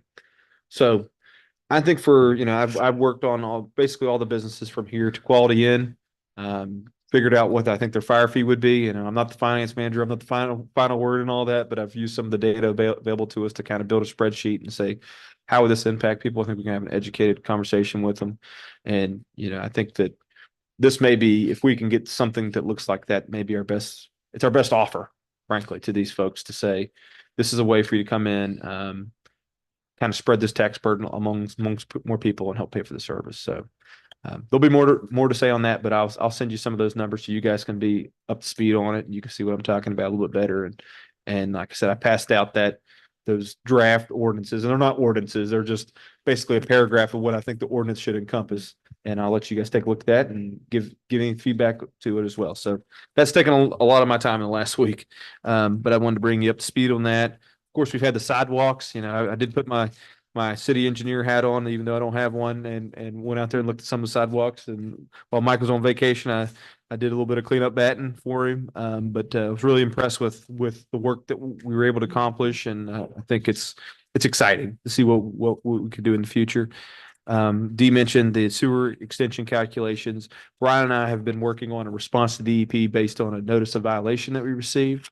That notice of violation I will characterize as mainly process oriented in the sense that it was more paperwork. We didn't report it on the right form in the right place kind of stuff. And so we're working on that response to make sure that we're up to speed and up to date with DEP. And I think if we haven't pulled the trigger yet, we're very close. So we've been going back and forth and working with everybody. I did submit the grant report for the cultural center. So Saturday was our grant deadline for the planning and engineering grant. Our city signatories signed our last check to the firm, and we should be able to get reimbursed from probably 80 to 90% of the cost of that project. So that's been good.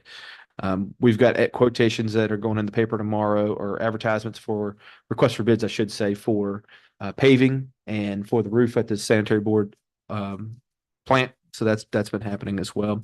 And then we've just been working on quotations for street lights and the curving machine and things like that we'll discuss later on. But some of those works are incomplete. I'll say it right now, but we'll discuss that further. But we've been really busy. Seemed like today the phone rang off the hook. It never stopped, did it, Jude? So proud of everybody. Everybody's doing a good job. I think we've had some really good interactions with the public. We've had some sticky situations in the last month, but I think our staff has done a good job navigating those and trying to deliver the best results possible to all parties. So, Always. yep. Fence, how about the fence? Where are we Yeah. on that? Well, yes. One at the end of the bridge. Sherry's done. One at the end of the bridge. I spoke with the state road today and talked with them. Chad. Thank you, Mhm. Chad, and explained to him how I'd like to fix the sidewalk and put it back and everything. He was very happy with the way we're going to try to put it back. We're going to have to drill a pin and get the sidewalk built back out. Very happy with that. He's supposed to let me know tomorrow that everybody's on board for how we want to do it. And then we move on with the permit to work on their right of way. And then we'll go ahead and start taking out part of that sidewalk and replace it back. And then we have the fence. We're just ready to go. Right. Thank you. I shouldn't say that. Apologize. I got 2 panels I have to order. Okay. And they come from down here, Tractor Supply. So we're good to go. Thank you. It will be nice. For a year or so, haven't they? Well, again, like. We're not gonna incriminate ourselves. I'm just talking about. I thought that was Sherry's beautification. Yeah, The, I want that fence everywhere. we're gonna stay right now.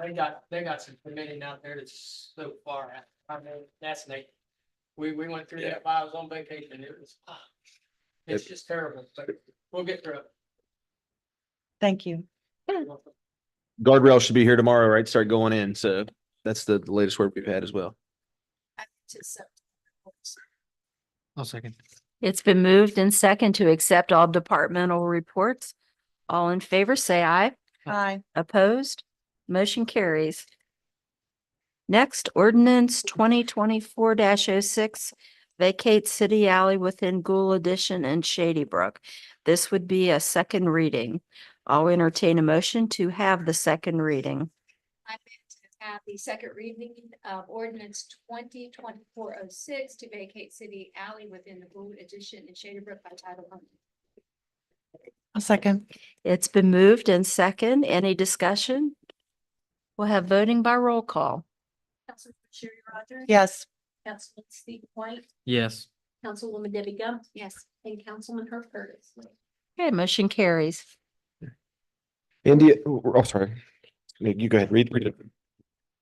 No, go ahead. Okay. Ordinance 2024-06 vacate city alley within Gould Addition and Shady Brook, second reading by title only. I'll move to approve. I'll second. Okay, there's a motion and a second to approve the second reading of ordinance 2024-06. Any discussion? Voting by roll call. Councilwoman Sherry Rogers. Yes.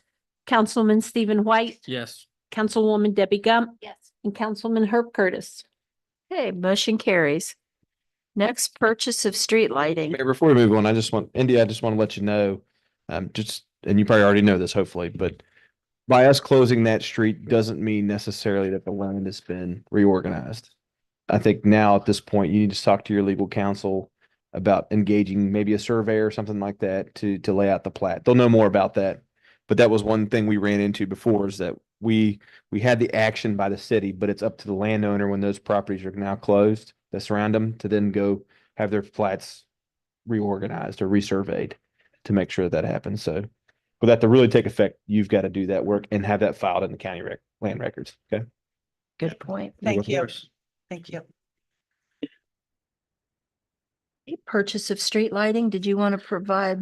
Well, I just gave you the same quote I had before. I haven't had an opportunity, honestly, to sit down and get that revised. I've worked a little bit with him. So I'm going to ask you to table that again. I was counting out the streetlights today in Hillville, and so I said, I need more time to look at this. Okay, I'll move the table. it's been moved in second. Any discussion? All in favor, say aye. Aye. Opposed? Motion carries. Next, curb machine purchase from Stormwater.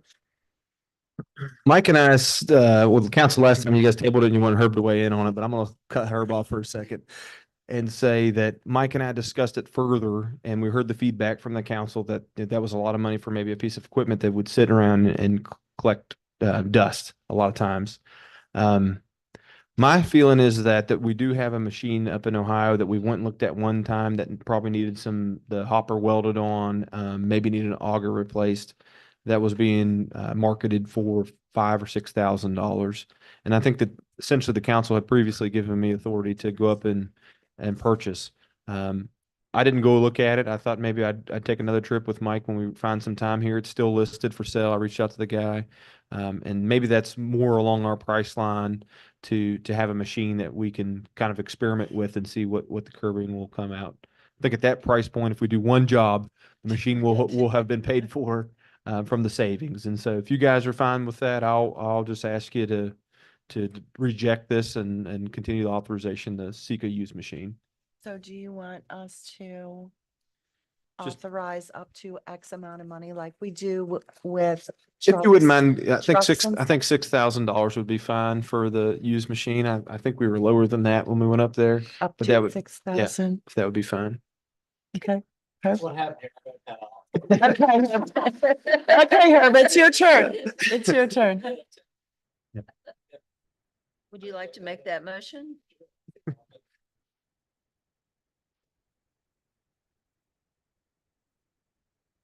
is there a second? It's been moved in second. Any discussion? All in favor, say aye. Aye. Opposed? Motion carries. Okay, next, reimbursement for Dave Bush for tire in the amount of $315.40. You have any background you want to provide on that? I think the picture's in the packet, right? Yeah. Do we have did any of our city employees deny it that it happened? Our city employees also helped him change his tires, new truck, he didn't know how to change a tire, we did help out. But I will honestly say that this drain line has been there for quite some time, okay? So I'm not saying they did it on purpose, because I know that isn't that, he just bought a brand new truck. But I'm just saying, if we do this for one person, we're gonna open up a big can of worms for everybody else when we have potholes and we will have whatever like that, that we can't get to. I have looked at that drain, trying to raise the drain up, but there's no possible way that I can do it. It could be overpaying. I believe if you guys remember Stephen White, doesn't Councilman White? We had a submission several years ago for a tire and we did not approve it. I think we've done a couple. Huh? Yeah, we did approve one. There was one we did not. Bennett, yeah. That was kind of a different issue though. Wasn't it? I'm not sure, I can't say. Huh? What one did we approve? I don't remember the one we I approved. think that was over, if I may, it was over on Olive Street. It was during the snow and we shoved that manhole off and dropped down in the manhole. And to be honest with you, when you're doing something like it, it's hard to tell when you shove a manhole lid on. And that happened just shortly after we went down Olive Street.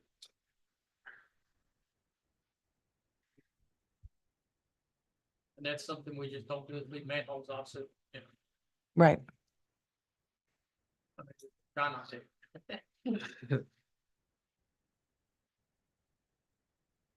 So what's council's pleasure?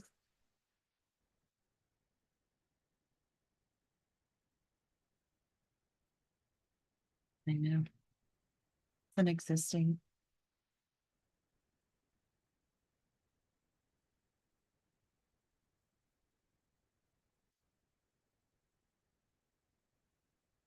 This looks like it's only edge of the road. Was there another vehicle passing or? Everybody, to be honest with you, I wish I could tell you, couldn't tell you, I know, but we just thank you guys. And he called me and said, thanks for the guys for helping out and helping change out the tires.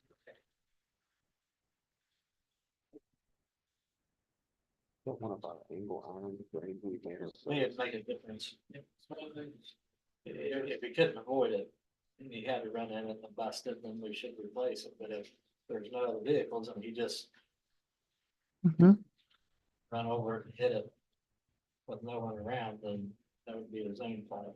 Well, I'm just worried if on that street right there, but another vehicle coming for you.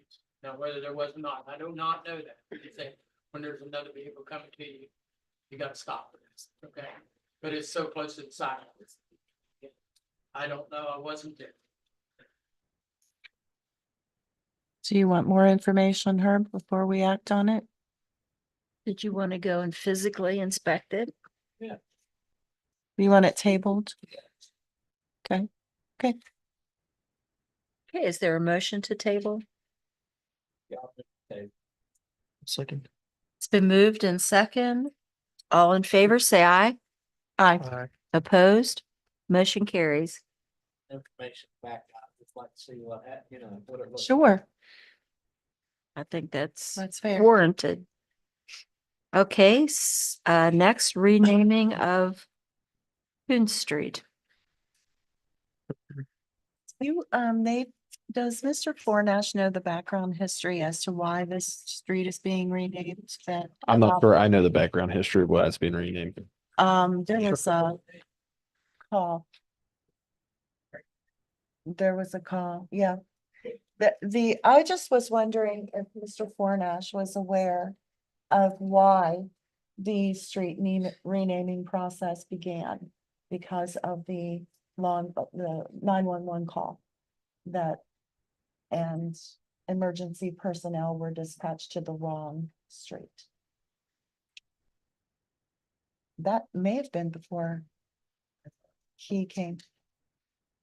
We're taking one of Prince Reader Drive. Yes, so.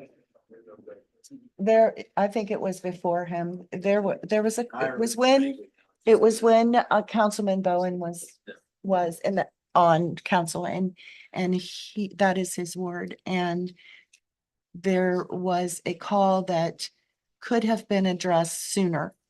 And it was a call where law enforcement and EMS services were definitely required. And they went to the wrong street because Yes. of the confusion So of the two names. basically there have been a number of complaints over the years to my office. What I responded to was the city of Weston's request for us to do something about that.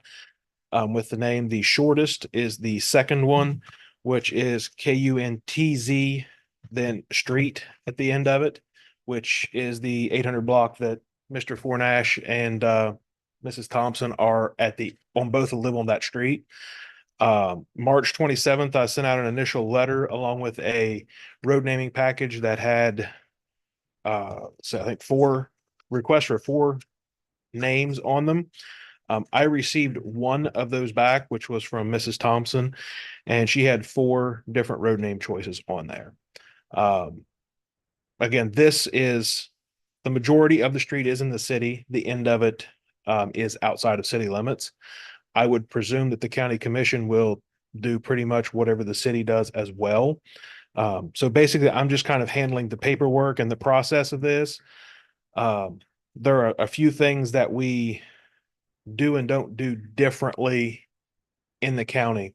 Our county ordinance forbids us from naming a road after a person specifically, to have any homonyms, which are any 2 roads that sound the same, and from having any 2 road names in the same county that are exactly the same. And the road name is not the same as a suffix. So if you have Nathan Street, we can't have Nathan Drive on the other side of town.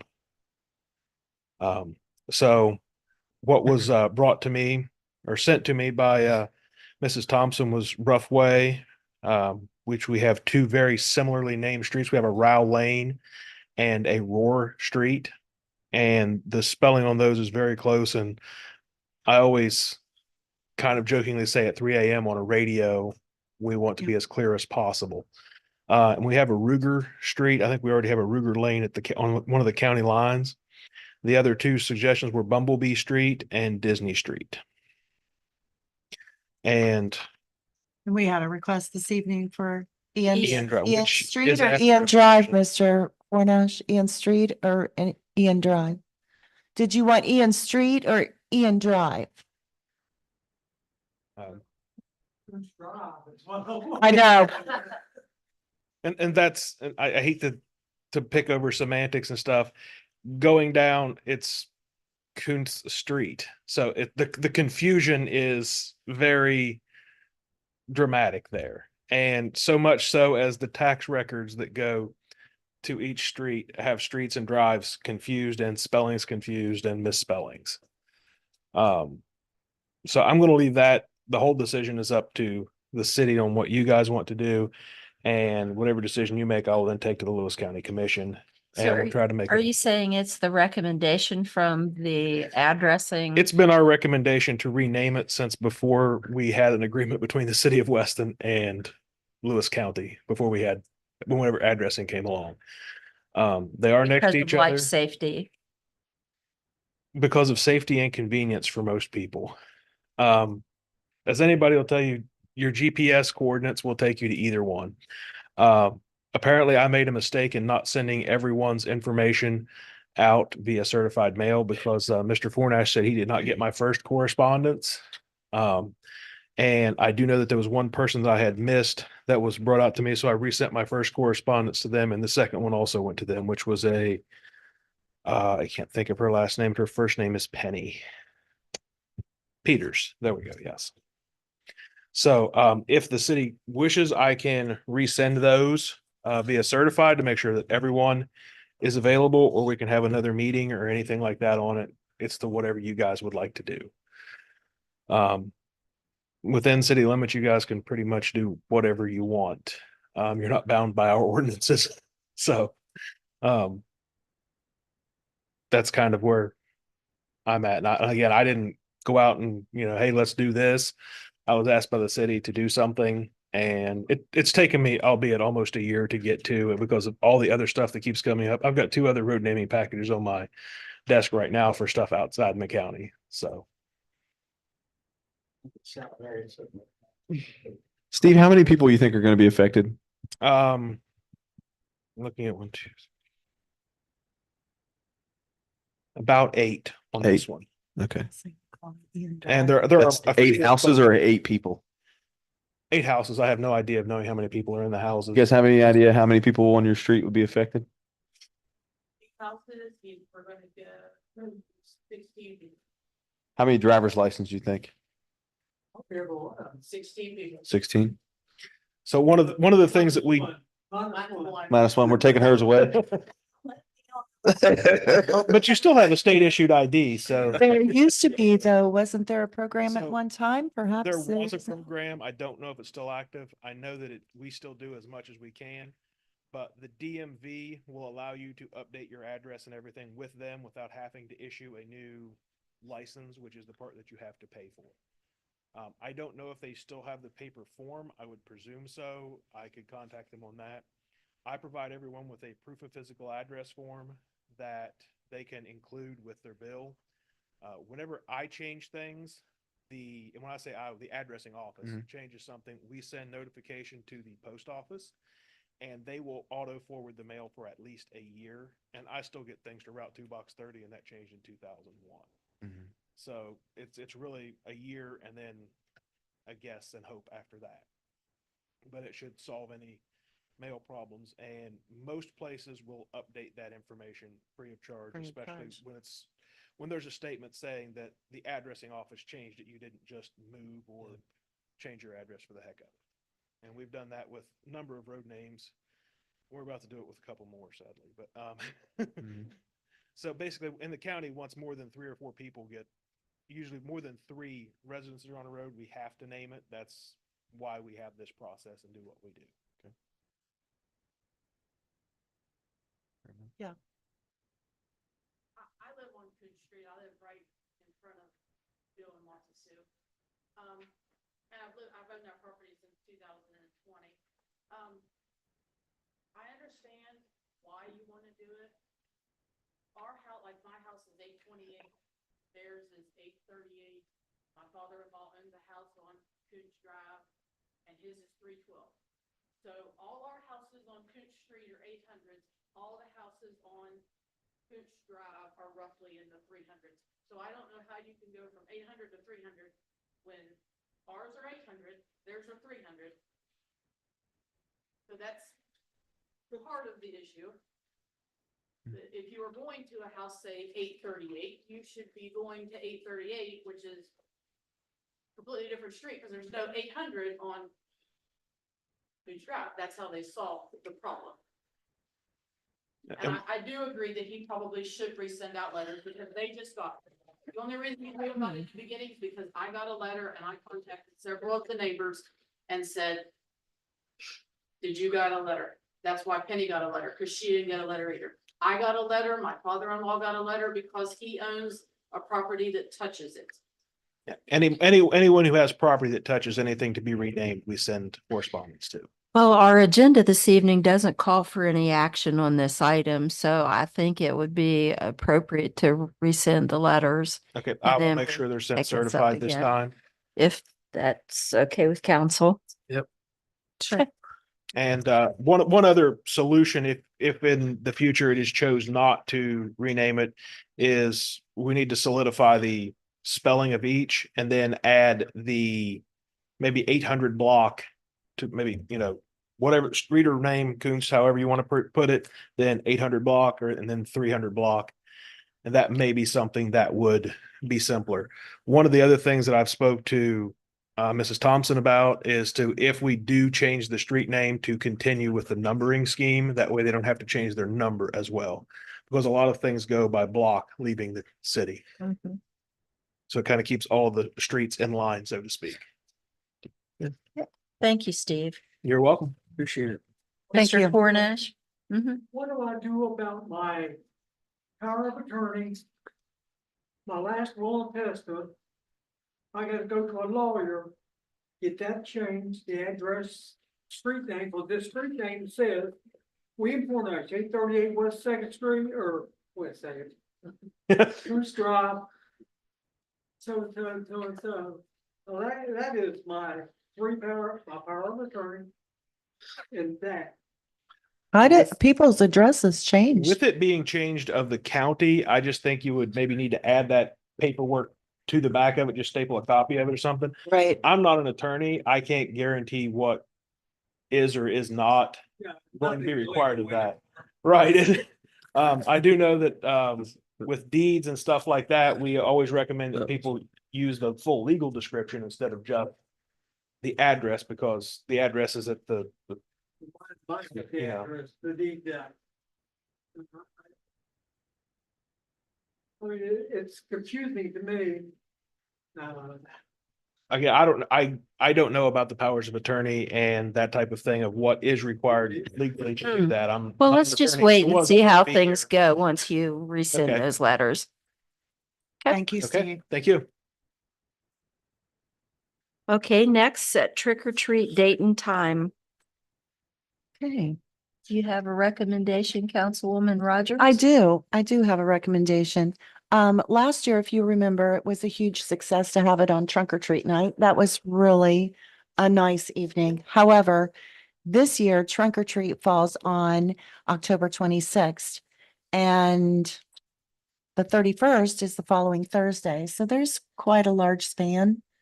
And then, of course, we're not going to want to do it on the following Saturday, which is November 2nd. But my suggestion is to have it on Thursday, on Halloween, actual Halloween, from 6 to 7. And that will just give everyone more opportunity for more candy. Yes, always.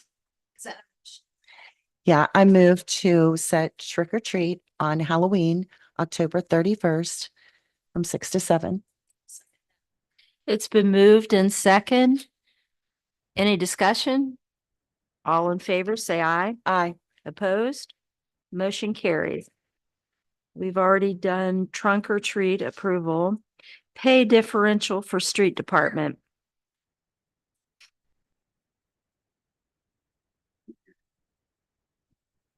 Sorry, say it Mr. again. Stansberry, Say it one more time for me, sorry. pay differential, item number E, under new business. Currently, and you don't necessarily have to take action on this if you don't want to, but I wanted to bring to your attention that we have a street department who makes, I think, 25 cents an hour and then on evening shift, and then maybe another additional 25 cents for night.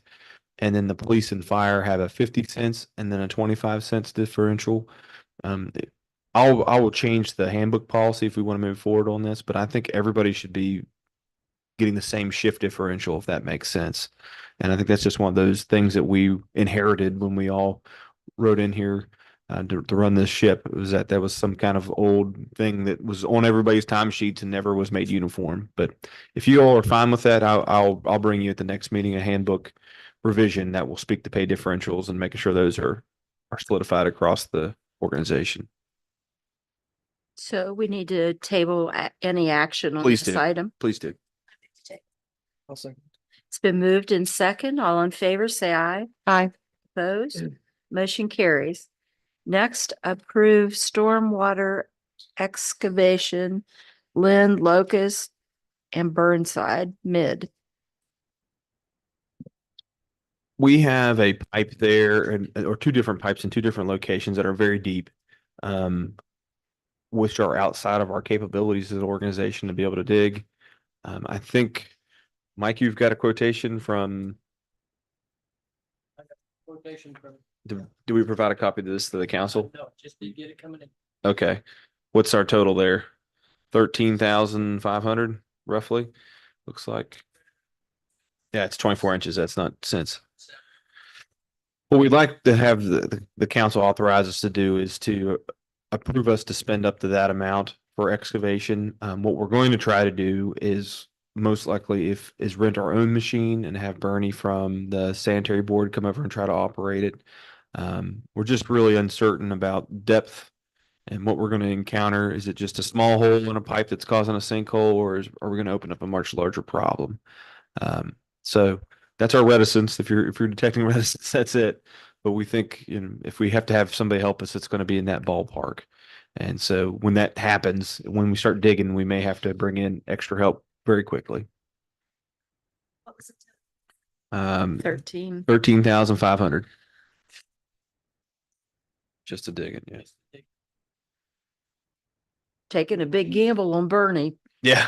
He done a great job for us up on Cliff. I know we'll say that for him. I'll give him all the praise on that, helping us on Cliff, but he says we can do it, so. I will move to, approve the stormwater excavation of Lynn Locust, Burnside and Mid for a total of 13,500. Okay.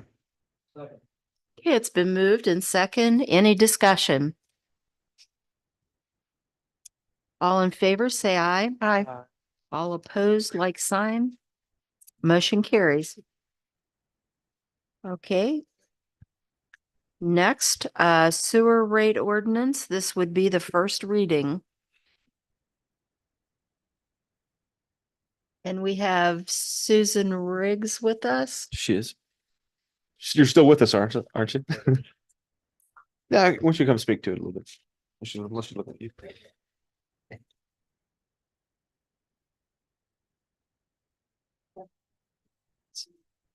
Thank you for having me. I'm Susan Riggs with the law firm of Spillman Thomas and Battle, and my primary work is public utility work. I worked at the Public Service Commission for a number of years, and now I'm fortunate enough to represent a number of municipalities and public service districts around the state on their water and sewer issues. And so you've all already had some discussion about the phase 2 sludge dewatering facility project. So it's great to know that you all are very involved in that and know all about that. There is a loan component to that project. It's a Clean Water State Revolving Fund loan.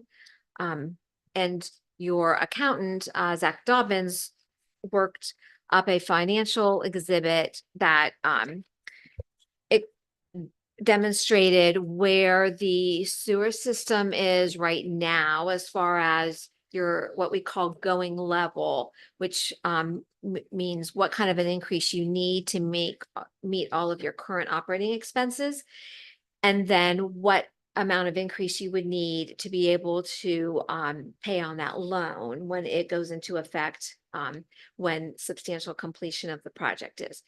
And what Zach found is that you are a little bit behind on your revenue that you're taking in to meet your current operational costs. And I mean, and that's difficult for you all and for the sanitary board, because we're talking, you know, all the things like payroll and chemicals and, you know, everything that you do to operate your sanitary board. But also when we would go to close this project, to close the funding for the project, Mr. Dobbins will have to write a CPA certificate that would have to say that your current rates are able to meet all your current expenses. And then that you have rates in place to meet your new debt obligation when it becomes due. And so right now, Mr. Dobbins wouldn't be able to do that, and that would hold up, you know, the project. And so what we have for you is a draft ordinance, and we talked about this at length at the sanitary board meeting and determined that the best way to go was a 2-step ordinance. So your first rate increase, which is under step 1 on page 2, this would be the increase that would cover your going level, to meet all of your current operational costs. And it would be effective on, bills rendered is how I've written it. Sometimes the PSC changes that to service rendered. But in any event, it would be on and after 45 days after ordinance adoption. And this increase is an approximate 33.33% increase. So like for example, your minimum charge would increase $8.50 per month for your within corporate limit customers, and it would increase $10.04 for your outside corporate limit customers for the minimum bill. That would be the 33.33% increase. And so that would be step one. And in the ordinance, of course, it lays out all of the rates. So the minimum charge would now be $34.08 per month. And outside your corporate limits, it would be $40.22. And then, I mean, all of the other standard provisions are the same as far as your delayed payment penalty, your return check charge, all of those things stay the same as they are now. And then step two would be the additional increase for when for the loan, the project loan, and that increase is just 1.12%. And we've set that up in this ordinance as a step two, and that additional 1.12% would be effective for the bills rendered upon substantial completion of the construction of your project, or 6 months prior to the due date of the project's first debt payment, whichever is earlier. And the reason we set it up that way is when the loan closes, the engineer will tell everyone, this is when I think the project's going to be substantially complete. And that is probably 9 months to a year, something like that. And so the funding agencies will say, okay, we know you're going to have it substantially complete, so all your customers will be able to use it. So we're going to want you to start paying back on the loan, but we'll give you a little bit of extra time. Sometimes it's 3 months, sometimes it's 6 months. Well, I've seen plenty of projects that construction gets started and then there's a really bad winter, or vendors can't supply the materials that you need. And that substantial completion date all of a sudden gets pushed 6 months or 8 months. But the funding agency says, oh, but we signed all the documents and we can't change your due date of your loan. And so that's why we've written it to say whichever of those two things occurs earlier, you can start collecting your revenue. Because as you know, when you send the bills, it's at least a month until the money starts coming in. So this would give you a little bit of opportunity to get a few months worth before you would have to start paying on the debt. So that's how we set it up. What the process now would be, this was the first reading. The second reading can be at your next meeting. And in between these two meetings, there's a statutory obligation to put a notice in the newspaper. The notice, it's interesting for different utilities. If it's a water utility, the notice just says, we're planning on doing this ordinance by title. We're having a public hearing. This is the date and time. The sewer statute requires all of these rates go in the notice. So the notice will basically be this whole ordinance. And we'll let people know that the second reading will be at whatever meeting, if you choose the next meeting, and there'll be a public hearing and that they can come and talk about it before you all would make a decision. And then after you do adopt it, we have to file it at the Public Service Commission, and that has to be done within 5 days. And then a Class 2 newspaper publication goes out, so it would run twice. And it doesn't list the ordinance as it is, but it has charts in it that tell people their average monthly usage, how much the rates or their bills would go up. So it has a lot of information, tells people how they can protest if they would want to. And then that is at the Public Service Commission for 30 days.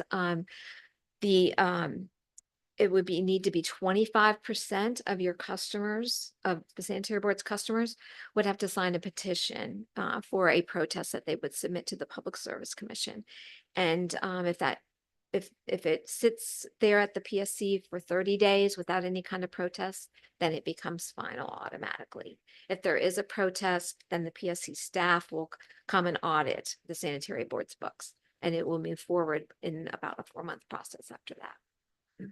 So that's kind of the long summary. I'm sorry, but that really was a summary.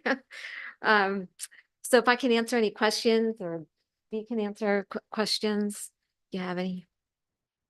I think all of us, but Stephen went through the process the last time when this occurred. My question is, the last time we did this, Dee, did we not sit down in a joint meeting between the sanitary board and the city council and go over all the figures prior to getting the ordinance and discussion? Like the accountant. Yeah, didn't we do that the last time? And he explained everything. He did come in, yeah. And we can have him do that again. That's not.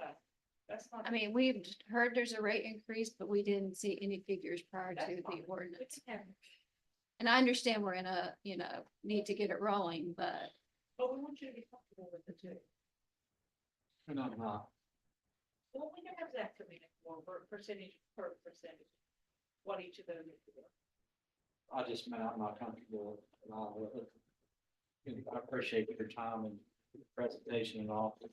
I'd just like to say, at one point, when I talked to citizens in my ward and out on the street, and they would have concerns and ask, well, Herb, why are you part of voting on raising taxes and fees? And I asked him, my only question to them is, well, where's the money going to come from? We got to operate it, it's part of business. Well, after doing the 19% rate increase for the sanitary board recently, the first due fire, raising municipal fees, charging 1% sales tax, charging B&O tax, double taxing. Now I'm finding myself on the other side of the fence with the citizens saying, where's the money going to come from these people? I mean, at some point, we're going to have to decide, can we afford a sanitary board, or we need to hand it off to the county or state, or what? You can only squeeze people so much. And it doesn't look like to me we can afford it much anymore. If you're going to depend on squeezing more out of the citizens. You're going to get squeezed no matter who has it, because I think that's what Zach is seeing, that what we're all seeing is that you don't bring in enough money to pay for your operation. I think that's just the name of the game at this point. And we didn't with the 19% increase. No. Well, and I wasn't here for the 19%. I can't tell you exactly what went into it, but I can say that it didn't take effect until after I was here. So when you passed it in 20 and it didn't take effect until 21, we had 20% inflation in multiple months as a country. And so the majority of what we are raising our rates for are what is statutorily required of us to have in reserves, because we don't have those funds in reserve accounts right now. So that's one reason it's so high, is that we've got practically nothing in reserves that we should have hundreds of thousands of dollars. Now, I think we get through a year and we have those reserve accounts filled up, then I think you can reconsider your rates. And you may even be able to reduce them. I don't know if anybody's ever done that, Susan, in West Virginia. It's probably crazy to do that, but that's the kind of pressure you're under as a utility, is that you're not meeting your obligations to have those monies in reserve that you should have. And I think we don't know what inflation is going to look like in a year from now. If we sit there and say, well, we're going to gradually do this, we've tried that and we continue to be behind. And I think that's the challenge we have. We've got two people running the plant. We've got two people working on pumps, and we've got two people in the field. We don't even have two people on pumps. We got one guy, Adam Barker, on pumps, and we've got 50 pump stations. And so I'm not trying to be mean or aggressive or anything like that towards y'all, but it's a big operation. Yeah. And I think that it's going to cost money to run it, but I think yeah, the assertion that somebody can come in here and necessarily run it better than us, I mean, maybe they're miracle workers. I don't know, but I think when you look at our wastewater rate compared to what American Water's wastewater rate is in Fayetteville that they've approved for the whole, we're not there yet. We're still lower than they are. And I think if you do sell out to an American Water, your rate will immediately be what their rate is, which is much higher than what we're even proposing. And so Yeah, that's right. These rates are really are not compared statewide. These are still very, very reasonable rates for monthly. I think they're higher median. Last I looked, we were higher in the median category of what a rate is. And we've got a funky system. I'll tell you, as an engineer, Buchanan's running 11 pump stations and we're running 50 different stations of different sizes.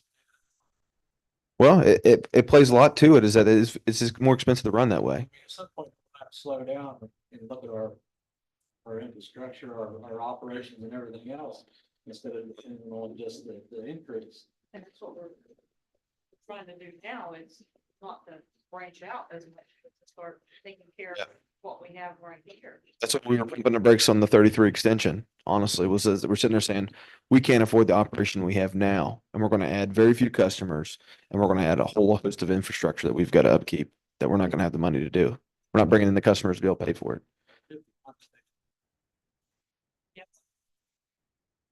Very difficult at this point.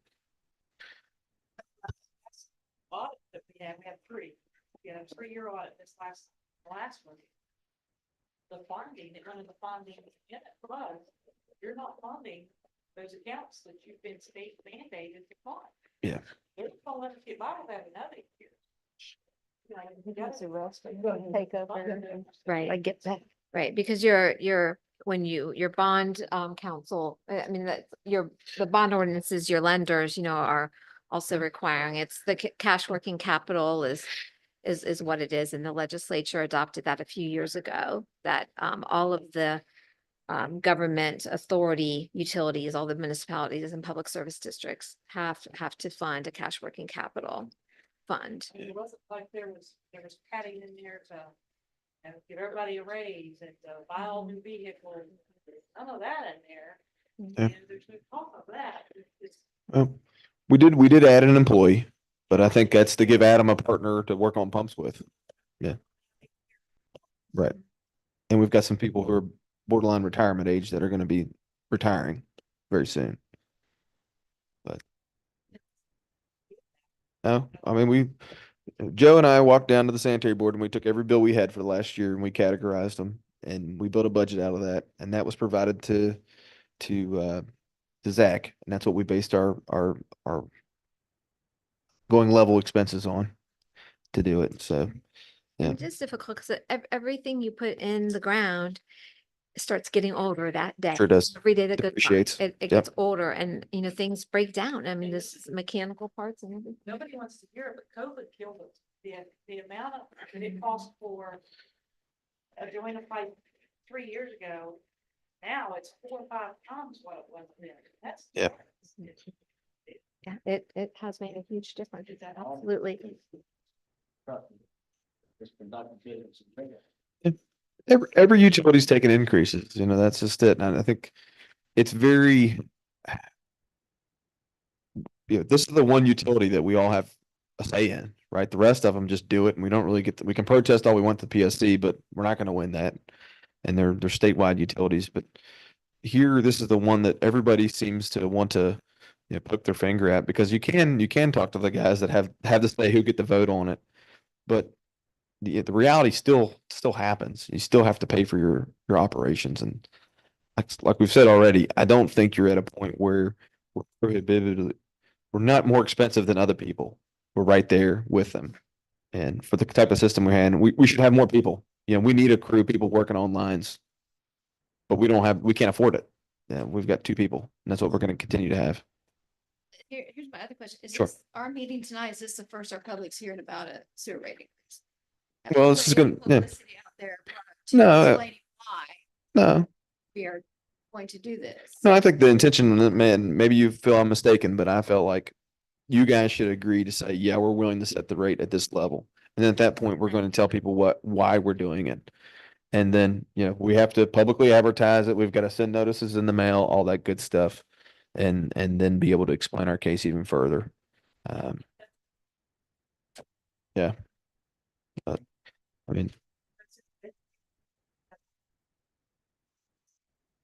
yeah. And on the project, the sludge project, is that in part in response to DEP issues? Right. So it's not really a question of not doing the project. You really have to do the project. Yes. And you're really fortunate. You have a lot of grants. It's just the one loan, the $635,000 loan. There's several million dollars in grant for that project. And again, that loan piece is just going to be the 1.12%. It's just, the operations piece, is just like Dee said, it might not have been high enough the last time you all did it, and pretty much from the very beginning, as soon as it was approved, it wasn't really covering your expenses even later within that year. And of course, everything is going up. I mean, all the insurance, the chemicals, gasoline, and this is happening statewide to do like Nate said, that although the sewer utilities, I mean, there's a number of them. I mean, they're raising rates all the time because of all those issues. Is it due to the state mandate of keeping that funding in those? That's a accounts? large part of it. Yes, So is there because a way we can petition the legislature? They need to cut us some slack at some point. Well, I mean, I think our increase is aggressive in the sense that we're trying to get all that money at one time because we are mandated to have it. And I think that's the right take from the accountant to do that. Now, if you manage yourself well, like I said, nobody really does this, but I'm telling you the dirty secret. I think you can do it. You could turn around and say, we've got our reserves filled up, then we can give some rate relief to the folks. Now, everywhere else I've been has never given the money right back to them. You've got a system out there that's 100+ years in certain places that we're building in $100,000 a year, maybe, to be able to take care of pipes. You've got that much liability sitting out there that you should take any extra funds. This is my expert opinion I'm giving to you, and roll that back into your system immediately and save yourself, if people can tolerate the fees. Now, it's a negotiation. It's whatever you guys want to do at the end of the day. I think I sit there and look at it, 30% is a lot in the sense of it's a big percentage. We're looking at $8 a month for folks, with a minimum bill. I think there's a lot of, there's things are so expensive now that in a sense that's not a huge increase compared to everything else that's gone up. But that's a very relative thing to say. But I think that the state, going back to your point, Debbie, about whether we could lobby the state legislature, in their wisdom or unwisdom, whatever you want to see it, they've sat there and said they've got utilities that are failing across the state that don't have adequate reserves to protect themselves from any kind of calamity. Yeah.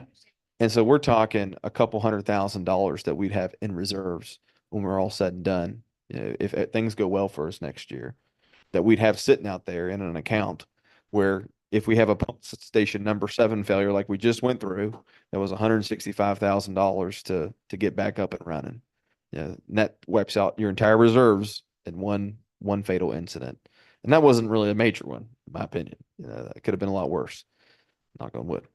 But I think that's where what you're running into is that kind of, you need to have something in reserves. We need to be a utility that can take care of itself and prolong itself. It's a critical service. We've got to pay for it. That's my feelings on it.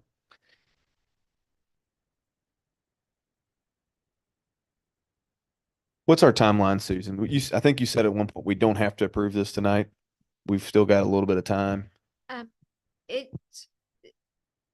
The process really depends on how quickly your project's going to move. Yeah. Because it needs to be a little bit ahead of when your project is ready to get to closing, especially if it gets appealed and then we're at the PSC for the 4 months. Because not until that 4 months would be over would we be able to close on the loan. And we also can have a special meeting at some point too to fill in to keep it from being, a whole month apart Yeah. between the two. So, And if you guys feel like that we need to give proper warning to the public that we're gonna have a first reading, we can do that. yeah, after the first reading, like we talked about, there's the publication that will go in the newspaper. And we're also required to put notice on the customer's bills. And so if you would approve the first reading tonight, Dee and I have already talked about notice that would go out, at the bills, next week here in the middle of September, letting all the customers specifically know on their bills that there's going to be a rate increase and explaining why it's needed. When does the loan have to be entered? What's that threshold again? Of the, Is that when a substantial completion is when the loan is authorized, or is that before substantial so completion? the loan is authorized at closing when construction starts. Okay. Because the award to the contractor and the closing, that all happens at the same time.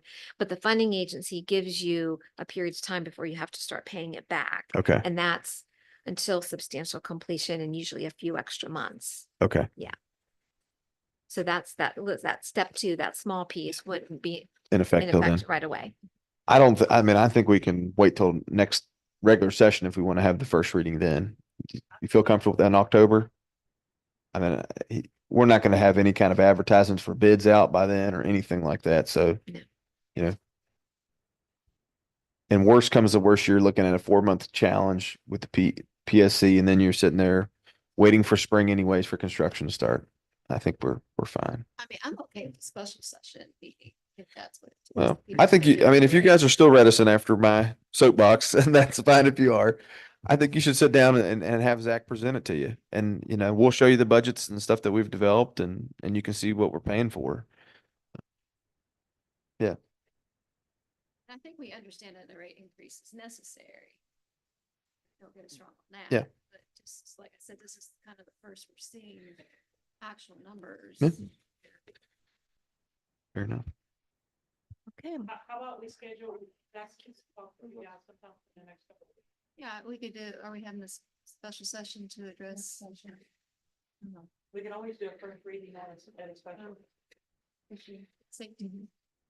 When you requested tonight, whatever. Pardon? Yes. Oh, yes. So let's do it then, Long meeting. whenever that gets scheduled. Okay, so is there a motion at this point to table? I move the table. Is there a second? It's been moved in second. All in favor, say aye. Opposed? Motion carries. Thank you, Susan. You did a great job explaining. Thank you very much. Appreciate it. Okay, next approval of contract with Kimley Horn for Riverfront project. I'm going to ask you to table that. I discussed that earlier, that I haven't had a chance to go through the hubcap folks and make sure everything's clear there. So I want to make sure I've got that finalized appropriately so that all qualifies. But Well, there is a process. I mean, you have got that from them, and Hubcap may consider it as our technical assistance. that's my objective. Paying up to $18,000. Yeah. Oh, yeah. So that's why they really need to review that. Yeah. I move the table. Second. It's been moved in second. All in favor, say aye. Aye. Opposed? Motion carries. Next, Fairs and Festivals Grant approval for 1188 for the Chocolate Festival. I need to. Thanks to Councilwoman Rogers for submitting that. I need to recuse myself because I wrote the grant and I Okay. don't feel comfortable approving the grant. I don't, did we decide, do I have to, since I work on the No, committee? you don't. You don't get any financial. I can remember. So is there a motion to approve that? I move to approve. It's been moved in second. All in favor, say aye. Opposed? Motion carries. Come back, Sherry. Should we tell her? Okay, I'm going to go ahead and move on to reports of city council. And when you give your report, you can talk about whether or not you've set a date for your ward meeting and think about those dates. So I passed out my list and Nate already went over a lot of that. One, two things I wanted to mention. I will be going to the Brownfield Conference in Summersville. Are you going, Marty? No? That's next week. And then I'll be representing the city of Weston and the Lewis County Economic Development Authority at the state EDA conference in Martinsburg the week following. Yeah. That's all I have. Ward one? Yes, thank you. Mhm. I have not set my ward meeting yet. I will be doing so in the near future. I wanted to thank everyone on staff and on council for the job that we do every day, and everyone wakes up and does the best that they can for their community every day, no matter what. And I appreciate you. Couple of dates. I wanted to remind you this Friday at September 6th at 4 p.m.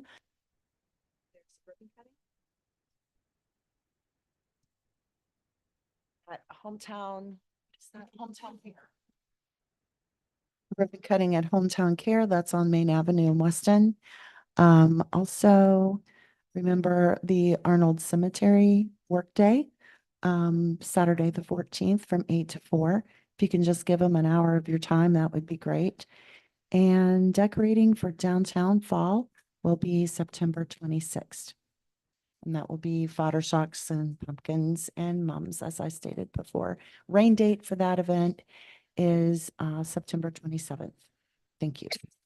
Oh, and the fire department gun bash,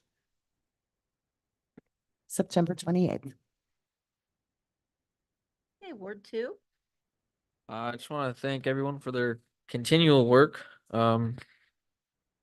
It's not always fun being the ward that needs all the work done, but I appreciate it all the more for that. And I'm going to do my due diligence. Looking through the report from Weston PD, there's a lot of those addresses that are familiar to me, as they're in my ward. So what I will be doing is highlighting everything in my ward and having a serious conversation with Chief Posey about what we can do to change that. And of course, after hearing some stories tonight, safety is prevalent in my mind, and so hopefully we can keep people safe on the street and on the sidewalks, frankly. But again, thank you guys for everything you do. I appreciate it. Ward three. For Ward 3, I want to share a text message that I received Sunday, and I think this goes to all of our employees, all of our staff, and my fellow council members and the mayor as well. It says, every time I come through West Second Street, so this is a kudos to you there too in your ward. I think I need to text you, so today I'm going to do it. The city looks so great. I know there's still things that need to be done, but you guys are really making a lot of headway. I especially appreciate all the efforts on High Street with the demolition of the houses. It's just everything. The flowers, the river, the beautification. It all looks great thanks to you. And then they said, I hope this translated because they used the Siri on it. Oh, that's So- very nice. So I think, that goes out to everybody. I think I said last week, there's no I in team. So this is a team effort. And, I think we have good discussion. We discuss the issues at hand. And I think as a team, we formulate the solution to those discussions and the needs. And that's what we're here for. We're here to listen to our constituents, take care of their needs, and work as a team to rectify those situations. And I think that is what is going to continue to move Weston into the future. And my Ward 3 meeting traditionally is with the Neighborhood Watch Picnic. So you get to come and you get to eat as well. So that is Saturday. I believe it's Saturday to September 14th at 6 p. Well, that's what Terry told me. Okay. It's usually a Friday, but she told me it was the 14th. So anyways, either 13th or 14th, check Facebook for that. But that will be the Ward 3. That's why I'm telling you guys to check it. Check it and send me a screenshot, please.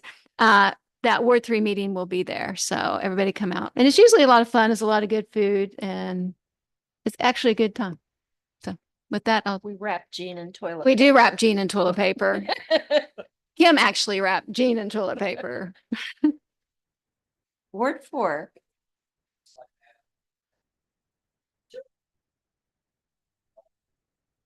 I want to thank and give kudos to the city as well, city employees, Marty and Chief Posey and all of those involved and Mike and them afterwards on High Street, getting those 4 houses tore down. I received several compliments on that. How well that looks, and of course you see that in the main drag, Route 33 coming right in the center of town. So I appreciate what you guys have done. I took a lot of hard work and cleaning up and thinking and everything to put that together. So appreciate that. I want to thank the street department and thank them for the sidewalk outline in Lowry Park. It turned out nice. I don't think it's finished yet. I thought Mike would have had it turned out in yellow paint. Thanks for that.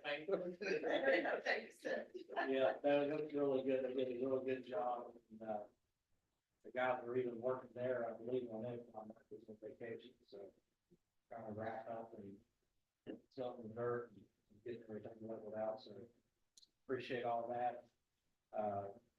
It's very heartbreaking that what happened to Mr. Shock happened in my ward. Of course, it would have been in any ward. In the city of Weston, I think we're going to have to get a hold on some things coming soon down here that's getting out of hand. That's why I requested as far as a meeting for some of the activities that take place and got a lot of concerned citizens, especially in my ward for, as I spoke of, pressing boxes and clothing closets and everything that's done. And as I stated, and they had open comment, I'm definitely, and have always been for helping people in need. I think it needs to be monitored. I think it needs to be done during certain window of time during the day. One hand out food or clothing, whatever it is, churches, wherever it may be at your house, do it during certain hours of the day. A lot of these residents, they fear for their lives or safety or whatever it may be, but walking out the door at 8:30 in the evening before dark. That's uncalled for. And we shouldn't be violating, citizens' rights just to help other people. We need to find a different way of doing that. So.